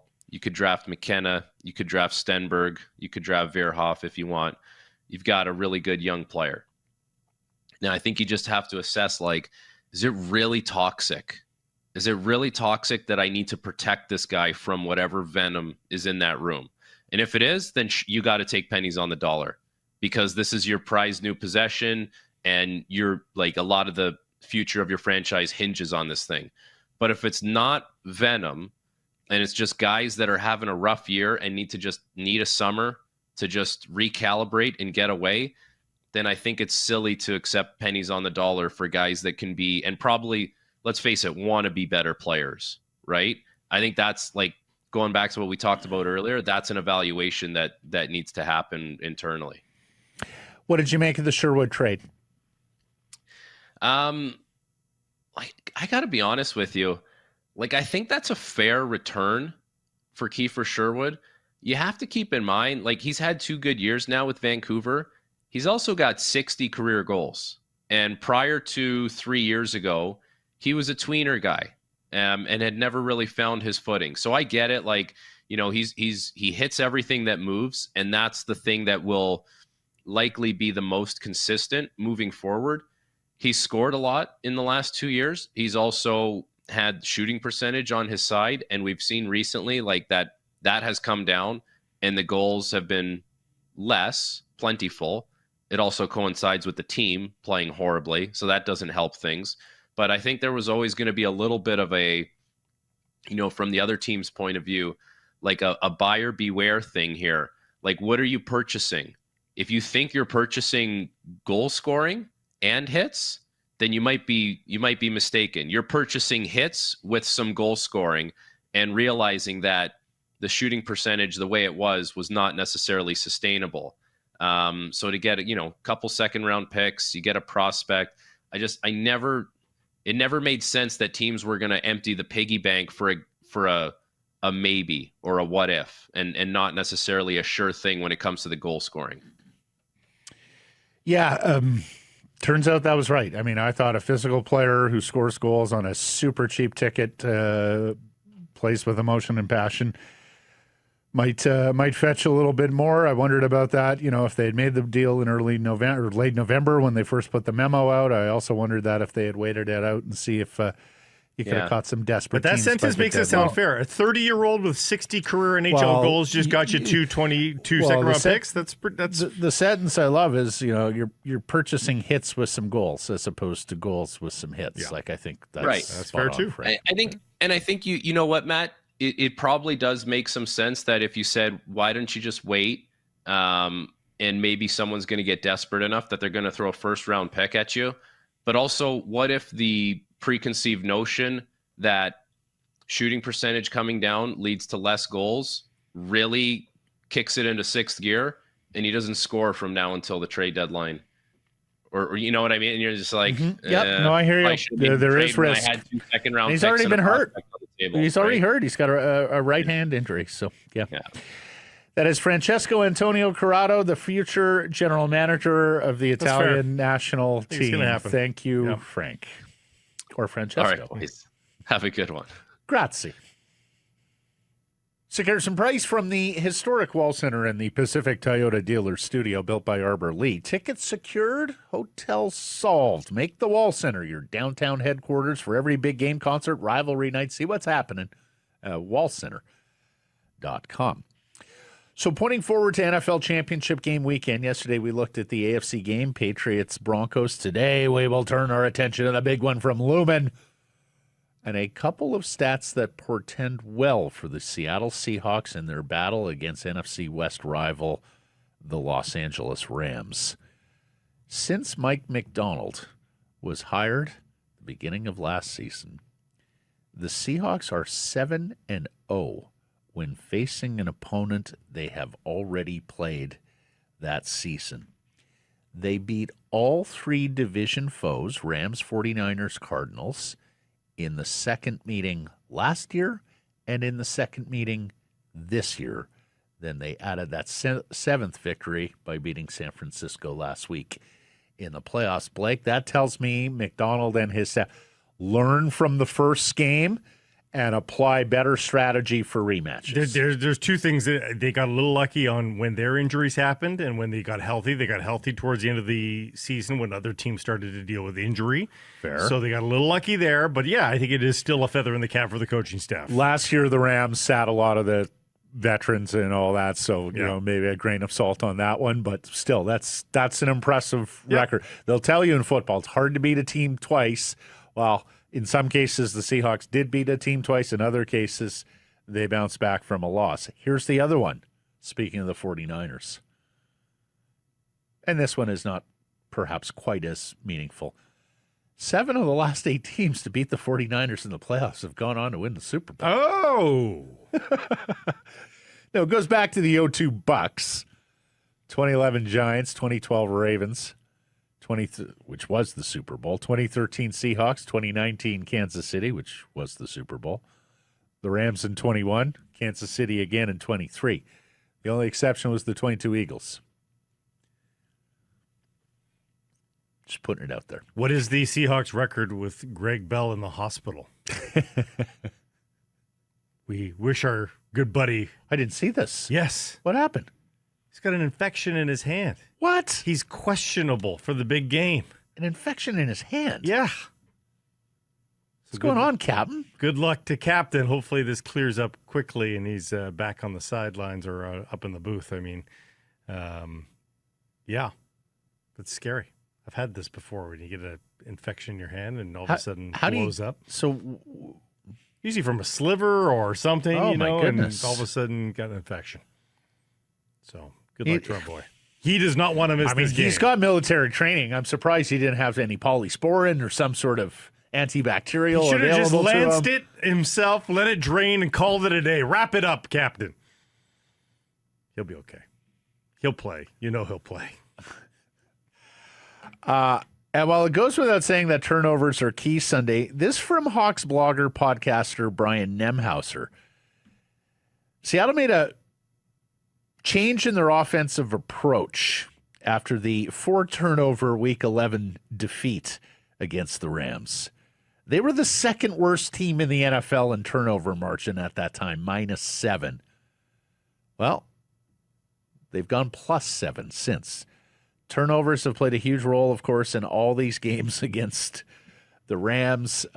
Look, if the Rams win that stat again, I think you're talking about your NFC champion here, particularly with Seattle down Zach Charbonnet, who have one less regular ball handler. That can sometimes And that change be of speed key. for the Seahawks, too, right? Like the thunder and lightning of those two backs is really useful. Well, and especially because, Walker hasn't proved the most durable running back. There's that, He's too. going to have to play a lot of snaps, Ken. Yeah. Gray Zabel, the offensive lineman, Nick Manwari, the safety, named to the NFL's all-rookie team, voted on by the Pro Football Writers.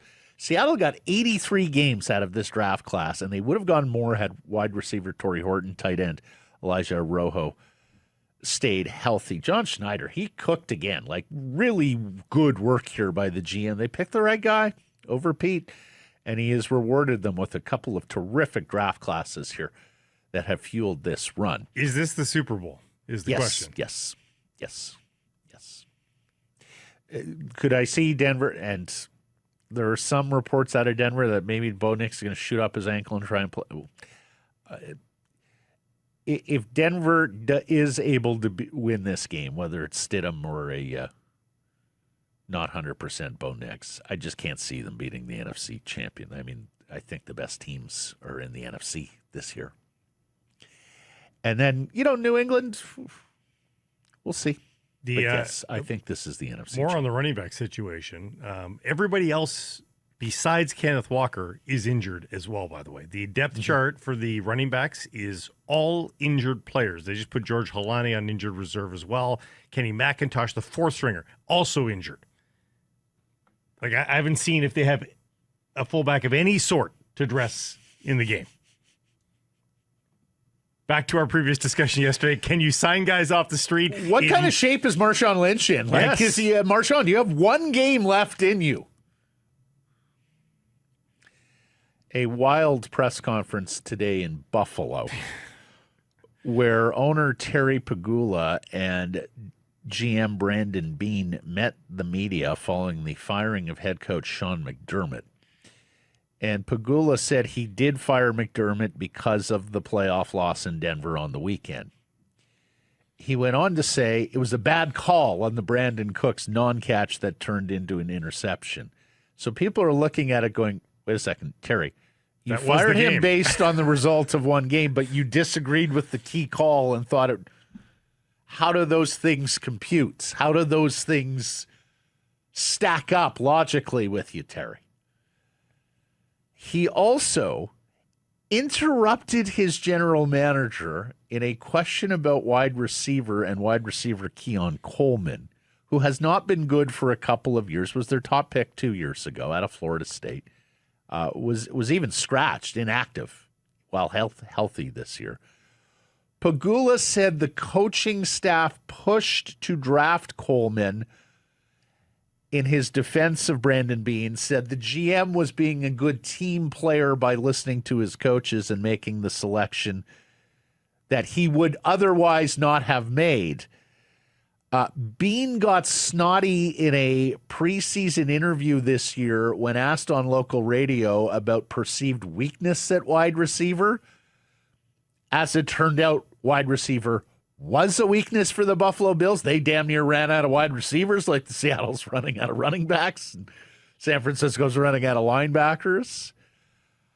There were also reports that Sean McDermott went to Beane in season and said, we're not good enough at receiver or at pass rusher, edge rusher. And that caused a riff. Hey, the Sabres are winning now. There was just no way that both teams in the Pegula sports empire could be successful concurrently, right? One of them had to undergo some degree of drama now that the Sabres have stabilized. Mike Greenberg said somehow the owners have made the job of coaching Josh Allen unappealable. Yeah. Like, Ooh, yeah. Good comment. Like, That's a generational quarterback Right. that most coaches are tripping over themselves to try to get a hold of and coach. Brian Daboll wants to coach this team, the ex-New York Giants coach who had been offensive coordinator in Buffalo, tutoring. But he Allen. might be holding his nose as he accepts that job my if he goodness. takes it. Speaking of the coaching carousel, Jay Glazer of Fox reporting ex-Steelers head coach Mike Tomlin doesn't want to coach again. That he's retired and he's going to stay that way. No kidding. Retired as a coach, probably in TV, though. Well, and people are saying the two coaches before him in Steelers history, Chuck Noll never coached again, Bill Cowher never coached again. Is it because you really do? People thought Cowher was going to go to TV for a couple of years and then take another job, and he just said, no, I love it so much. I'm living in New York City. I work 1 day a week. Why would I want to coach? Is it gold and black loyalty? Like I'll never change the color of my blood? What is that? I don't think so. I mean, Mike has history with a number of NFL organizations. Of course, was part of that Tony Dungy coaching tree. But there aren't many coaches that go for as long as those guys do, and then change their colors. Yeah, maybe that's something to do with it. Not sure. Former Dolphins head coach Mike McDaniel joins Jim Harbaugh's staff with the Los Angeles Chargers as offensive coordinator, and the presence of Justin Herbert. He wants to get his hands on Herbert. I mean, I don't know that guy's a head coach, but yeah, he did decent work as an OC. Yeah, he was. The odd part there is he was supposed to interview for a head coaching job with Cleveland. Chose not to. And now Cleveland has to satisfy the Rooney rule of interviewing minority candidates. They hadn't planned any beyond McDaniel, so we'll see where that goes. Would you rather be an OC in L.A. or a head coach in Cleveland? Well, and I say this as a huge Jim Harbaugh fan. You know my affinity for Gobble Gobble Turkey, both as a player for my teams, Michigan and the Bears, and then as the head coach, national championship winning head coach at Michigan. I'm not sure I'd want to work for him. I mean, LA's great.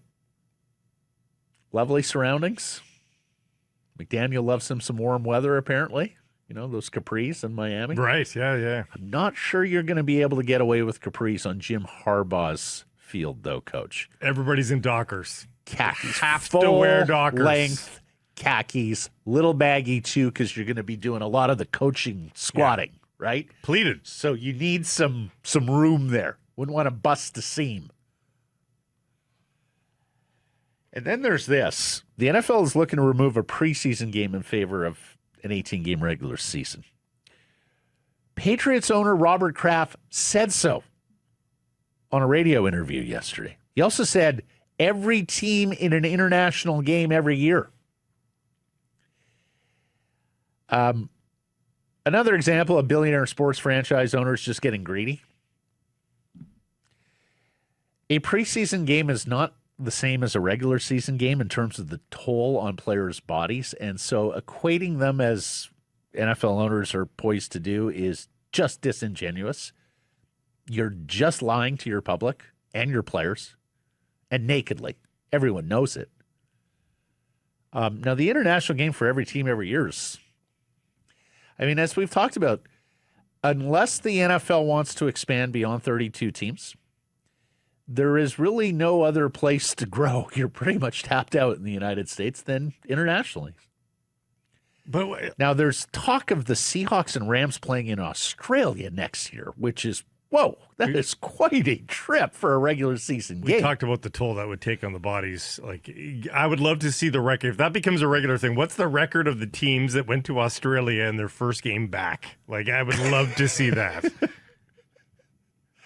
I like this from Benjamin Albright in Denver. He says, when the NFL does get to an 18-game schedule at the next CBA, it will need multiple bye weeks for the season, and hopefully the league will take my original proposal when Thursday Night Football was unveiled and make bye weeks before Thursday Night Football games mandatory for teams playing in them. Here. Yeah. The Sunday-Thursday turnarounds are contributing to your injuries, because the compounding effect of a guy trying to play through something on a Thursday is just so elevated as opposed to if he had an extra 72 hours off. 72 hours, 3 nights of healing. Yeah. Like, it's huge. Well, it also compromises practice weeks. Like, this is why some of the Thursday night football games have been dreadful. Now, Rams Seahawks obviously was different. It was an amazing game with two outstanding teams. But you're also getting exhausted players. So even if you're That's healthy, it. That's it. By conventional sense, I mean, The quality of play is not the same. It's not going to be the Thursday same. night. Your wide Al receivers Michaels has bitched about it for several years now. Your number one wide receiver is sprinting downfield every single down. And then 4 days later, you're asking him to do it again? Yeah. Like, are you kidding me? Well, especially if you happen to have a game in there where you're running 75, 80 plays. Yeah. Like, here's the other thing. Robert Kraft, of course, is low-key, although it's not all that low-key anymore because people are wise to it, campaigning to get into the Pro Football Hall of Fame.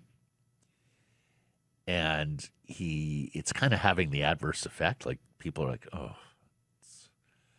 does he deserve to be in the Hall of Fame? Well, I mean, 6 Super Bowls, yeah, he probably does, including certainly the first 3 were a dynastic team.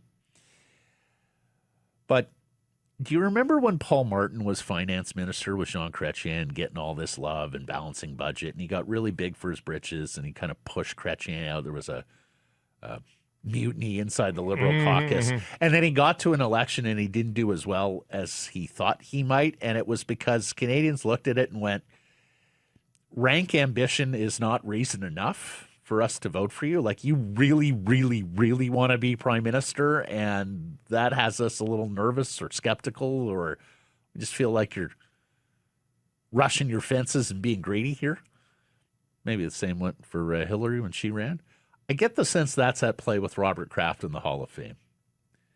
That you're pushing for this individual, and then you go and say things like this, which I can't imagine was the playbook as Roger Goodell saw it. Oh, yeah. Bob Kraft is going to leak the plan. He's going to lay out the plan on a Boston sports interview in front of in advance of the AFC Championship game a year out. Maybe Robert Kraft will ask for somebody else's Hall of Fame jacket and take it as his own. That's big now. Putin was ahead of the curve. That's also big. Super Bowl rings, Nobel Peace Prizes, Hall of Fame jackets. Doesn't matter if it's not yours. Try it on. Oh, I'll just walk off with it. Anyways. Jeff O'Neill's World Junior medals. Yeah. Now to baseball, where the Hall of Fame is complete with the election of outfielders Carlos Beltran and Andrew Jones joining former Blue Jay farmhand Mets standout Jeff Kent. Explain this to me. Why was every single Major League Baseball team tweeting out their congratulations of Carlos Beltran and then having him photoshopped into their own jersey, Matt? Every single one seemed to do that. He played for a lot of teams. It was crazy. It was the laundry list. Everybody's like, congrats to former man. Congrats to former man. Well, a few weeks ago when it became clear he was going to be the guy, I called him former Astro, and you're like, Astro? He was more a Met and a Royal than he was an Astro. I'm like, oh, you're right, yeah. Just had memories of him hitting all those home runs. He played everywhere. For the Astros, yeah. The bigger news in this part of the world is the progress of ex-Mariner ace King Felix Hernandez. He jumped from 25.5% in his first year of eligibility, he jumped from 20.5% in his first year of eligibility, increase of 25.5% to 46% of the vote in year 2. It's the single biggest one-year gain since 1967. And as many now are talking about, some of these starting pitchers from an era when you took the ball every 5th day, you threw 100 pitches, you often got into the 7th inning, you made 30-plus starts a year, their candidacy is going to start looking better and better as baseball goes more into this era of arm preservation, of 5 innings for starters, of fewer wins, of fewer strikeouts, and all the things that come with openers and fleets of relievers pitching in every game. In terms of spectacularness, if that's the word, which I don't think it is, I don't feel like Felix hits my zone here. But how about this for what you're talking about for innings pitched? How about this 5-year or 4-year span? 238 innings, 249 innings, 233 innings, 232 innings. That's 4 straight years. Never mind other years where you got to 236 and everything else was pretty much over 200 as well. But 4 straight years where the low bar is 232 innings. Like, are you kidding me? Blake, 2 pitchers got to 200 innings. Just got to 200. Yeah, 2. Oh, sorry, 3. 3 got to 200. And he was 6, 7, 8 straight years of 200 innings pitched. People also think guys like Mark Burley, the ex-White Sox and Blue Jay, may eventually get in because they're just going to look better to all the candidates that are coming up pitching-wise. And there's also recent precedent, including Andrew Jones, of players getting relatively low totals in their first year of eligibility and eventually making the Hall. In some cases, it's because there's an outstanding first-year class, and so that pushes your vote total down. But look at this, Blake. 2018, Andrew Jones got 7.3% of the vote. You need 75% to get in. He just got in. He got more than 10 times the vote that he got in year 1. Scott Rowland got in after getting just 10% in his first year. Billy Wagner got in 10%. Todd Helton got in after getting 16% in his first year. These were things you didn't often see. And baseball has gone to more of a bigger hall. It was once the smallest hall going. The voters are a little kinder these days. On the steroid guy front, Alex Rodriguez making some headway. Well, is he the first guy that gets through? Alex Rodriguez and Manny Ramirez both were not voted in. A-Rod, Beltran is actually one of 5 players in history to have 400-plus home runs, 300-plus stolen bases. The others are Hall of Famers Willie Mays, Andre Dawson, and then Barry Bonds and Alex Rodriguez. A-Rod received 40% of the vote in his 5th year on the ballot. Manny received 39% of the vote. This was his 10th year, so he's now dropped off the ballot. So they continue to draw a hard line with the performance-enhancing drug crowd. Andrew Jones, incidentally, becomes the 7th Hall of Famer from those outstanding Atlanta ball clubs of the 90s. Maddox, Clavin, Smoltz, the pitchers. Chipper Jones, Fred McGriff, the ex-Blue Jay, got in. Is Andy Pettitte getting some traction at 48 Andy Pettitte has got a couple of years left. Andy Pettitte's another pitcher who is going to be interesting next year and the year after. I haven't looked ahead to see who the first-time eligibles are. But, of course, Pettitte also a huge big-game postseason pitcher. I want to say he still leads all of Major League Baseball in postseason victories all time. I could be wrong on never that. mind just his regular. He's won 256 regular. But, he's a PED crowd guy. But he's the guy who fell on his sword and apologized and showed remorse, unlike Bonds and some of the others. He admitted to using HGH twice in his career, but claimed it was for injury recovery. Andrew Jones was a prodigious talent. I mean, for a guy to be that big, that athletic, and make the majors at like 19 years old. Quick story. My brother's at a Blue Jays game years ago. Andrew Jones is deep into his career. I forget with what team. So my brother finds himself talking to a guy who's, sitting beside him in the stands. The next thing you know, the guy says, well, I'm one of Andrew Jones's best friends. And he goes, do you want to come out with us after the game? My brother's name is Andrew. Was like, yeah, I think I'd be down for that. Had a hell of a night. I'm sure. On Andrew Jones's tab. It was a Hall of Famer off the field, Andrew Jones as well. Blue Jays unveiled their logo for the team's 50th anniversary season. Now, I believe there will be multiple shades of blue involved here. Don't take this, what's that, aqua, marine, whatever you want to call it, blue, as gospel. And here's the Mariners' 50th anniversary logo because, of course, the expansion cousins, 1977, which, I just think their there color. wasn't a lot going on there. Their teal palette is so weak. I don't like the Mariners? it at all. Yeah, I really hate it. All right. They should go back to their blue and yellow and still use all that stuff. I don't mind the compass and all that sort of stuff. I'm fine with that. I'm not big on the compass. No? Like, well, it's a compass. It's not compelling. I don't mind it, but I just don't. I think the color palette's very weak. Very weak. Do you like the Trident? I love the Trident. Do you like the Gold Block S, 3DS? Love it. Okay. And then there's this from Athletic senior writer Evan Drellich, who says, quote, a 100% certainty that the owners are going to push for a salary cap in baseball because of the Kyle Tucker deal with the LA Dodgers. And if you missed us on Monday, Darren Dreger, in a rare off-ramp away from hockey, said he was watching that Kyle Tucker pursuit and equating it to how Vegas acquires players in the NHL, whereby it's like, okay, everyone, go make your offers. Oh, yeah, ratchet up the offers, if you will. And then, okay, it's bidding time, 11th hour. Here we come in with the hammer. So there are a lot of owners, a lot of clubs upset that the two-time defending reigning champion Dodgers went out and upped the ante on everybody and made Kyle Tucker, again, really good, broadly skilled ball player.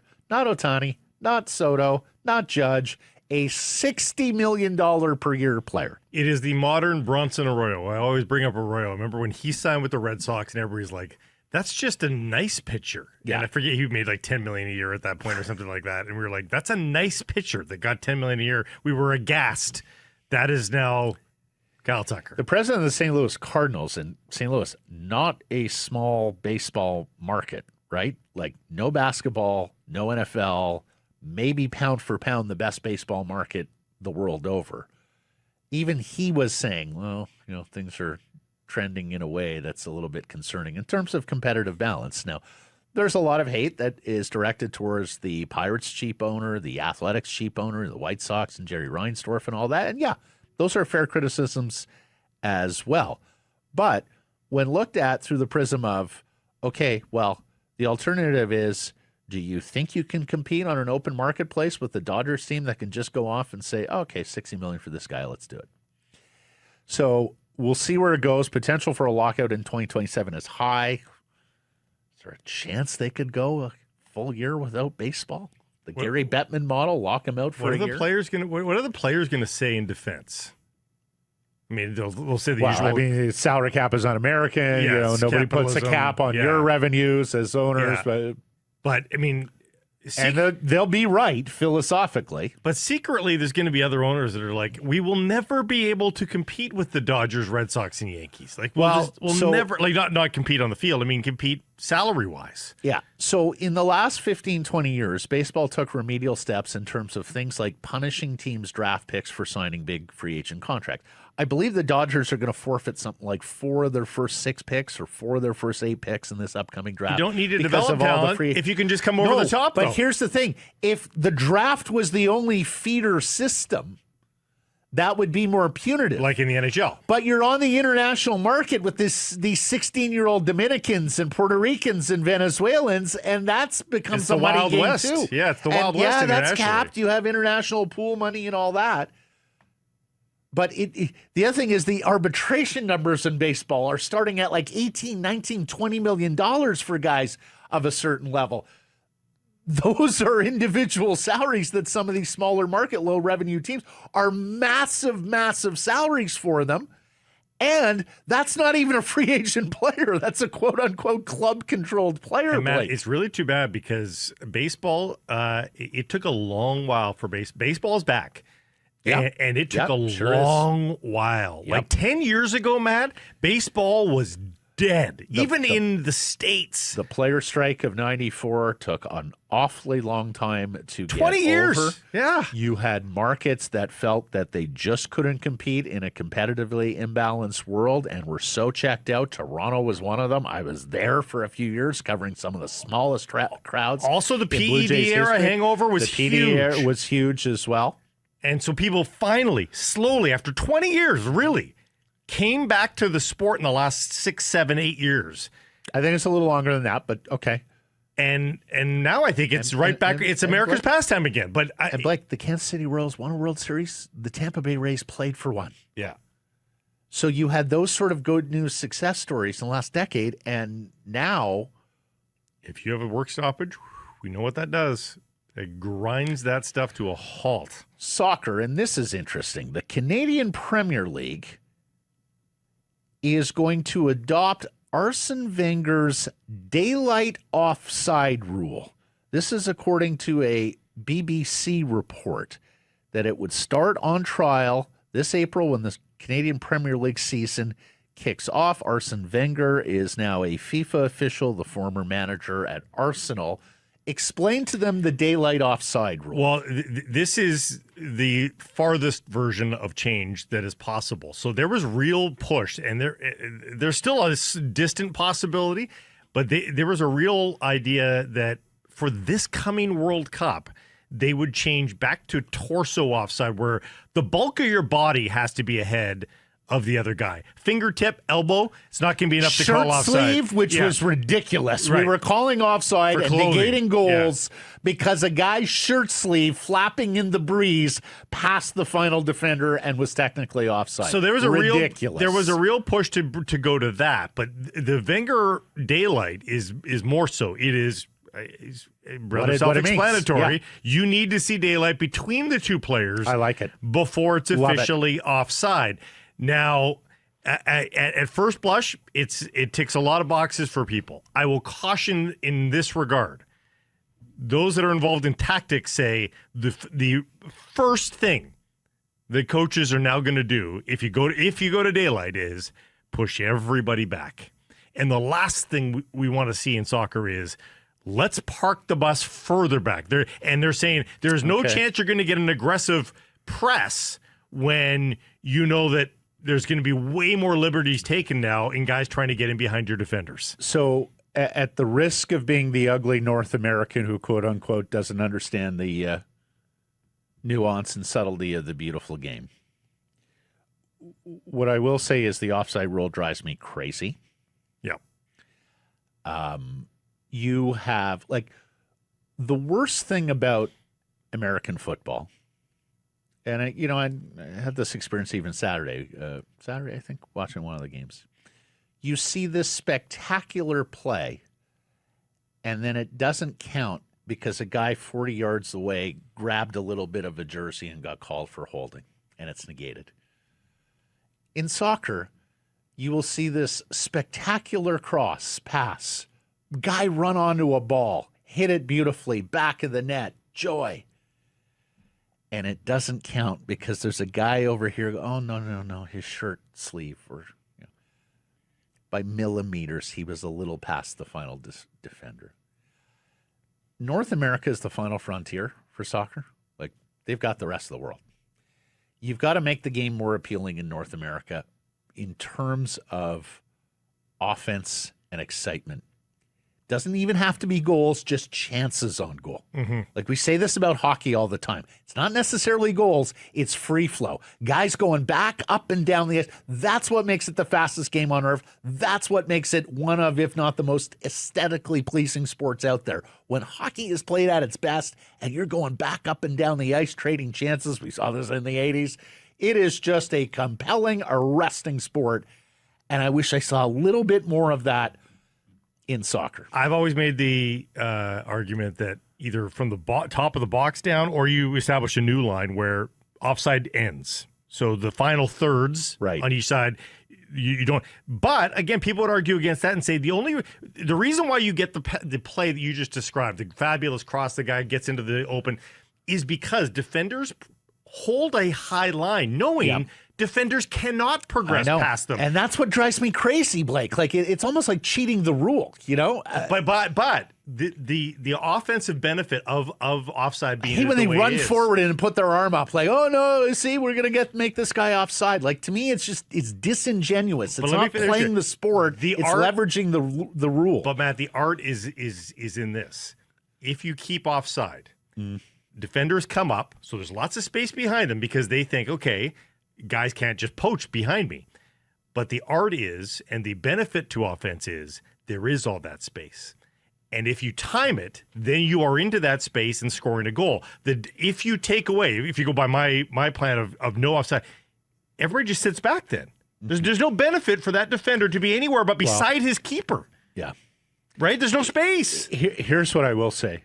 If it produces more goals, more excitement, more chances, exactly what the CPL needs. If, in fact, the tactics take over and it becomes more of a park the bus league, this will be a very quick trial in the CPL. No, totally. And that's the problem with all of sports, Matt, is that humanity has progressed to a pretty advanced stage here. We're really smart analytics. Like we'll figure shit out now. We'll coach the shit out of whatever rule changes happens, and it'll be just as boring. Well, I saw Dave Dickinson, Danny Machocha at the CFL meetings last week talking about where is the CFL getting all this predictive data in terms of its rule changes, and wondering, okay. But a lot of the time it can be unintended consequences here, gentlemen. We'll see how it actually plays out. A lot of the time it can be a short-term boost, and we saw that with 3-on-3 overtime, right? Like the short term, like those first 5 years were glorious. I still like it. It's not as good as it used to be. There's an easy tweak there. Don't let them come back either. Yeah, across the blue line or across center. Vicky Mboko still cruising at the Aussie Open. Another straight set victory. She's booked her spot in the third round. She'll play the 14 seed Clara Tauson of Denmark. This is the deepest she's been in a Grand Slam. She made the French Open third round last year. And Denis Shapovalov plays tonight. It should line up close to the Canucks game, so great flip around alternatives. Yeah. Blake was saying he needs a secondary sporting event to watch parallel to Canucks games now. Yeah. The Canuck game is not enough. God bless the Aussie Open. After 11 straight losses. Poll question results. Are you happy or sad about the Canucks setting the losing streak? What did they say? Sad. No, they said happy. 65%. Yeah. Arpon. Beggars can't be choosers. We want a tank for years. We got it. Reality is none of these players other than 3 or 4 guys got a shot at being on the team when we're on the upswing. Jamie, sad but hopeful. Sad it's come to this, but hopeful that they will finally commit to what should have been done a decade ago. Craig, this group and ownership have been unprofessional from the start. They deserve to wear this stain. Karam says, I'm Team Tank, but the losses are getting out of hand. Give us a win every 4 games. We'll still finish 32nd. And the other poll, are you attached to a single Canucks veteran? Yes or no, trade them all. Winner here? No, trade them all. Yeah, percentage? 70. 86. Woo! Saw a lot of love for keeping Philip Roenick on aptitude. Saw some love for Connor Garland on hustle. Saw some love for Brock Besser on being a nice guy. And saw some love on Elias Pettersson because they just can't quit him. But as one person wrote, as we talked about with earlier in the show with Jeff Patterson talking about the 5-on-5 goals, like the veterans are just not performing. Nope. And lastly, by way of errors and omissions, Yerke's at it again. We refreshed his quota, and sure enough, he couldn't resist money burning a hole in his pocket. When we're talking about that Canucks losing streak, which was previously the franchise record in November 97, I mentioned it cost Tom Rennie, head coach's job. Yerke would like to add, it also cost general manager Pat Quinn his job. Thanks for joining us, everybody. Appreciate you spending some time connecting with the program. Please do subscribe to our assorted channels, YouTube in particular, and wherever you get your podcasts. Costs you nothing. Absolutely free. Follow on social, X, Insta, Facebook, TikTok, YouTube, Blue Sky, live on many of those platforms. Noon Pacific time weekdays. And, of course, please do support the community sponsors you hear us talking about. Keep it local.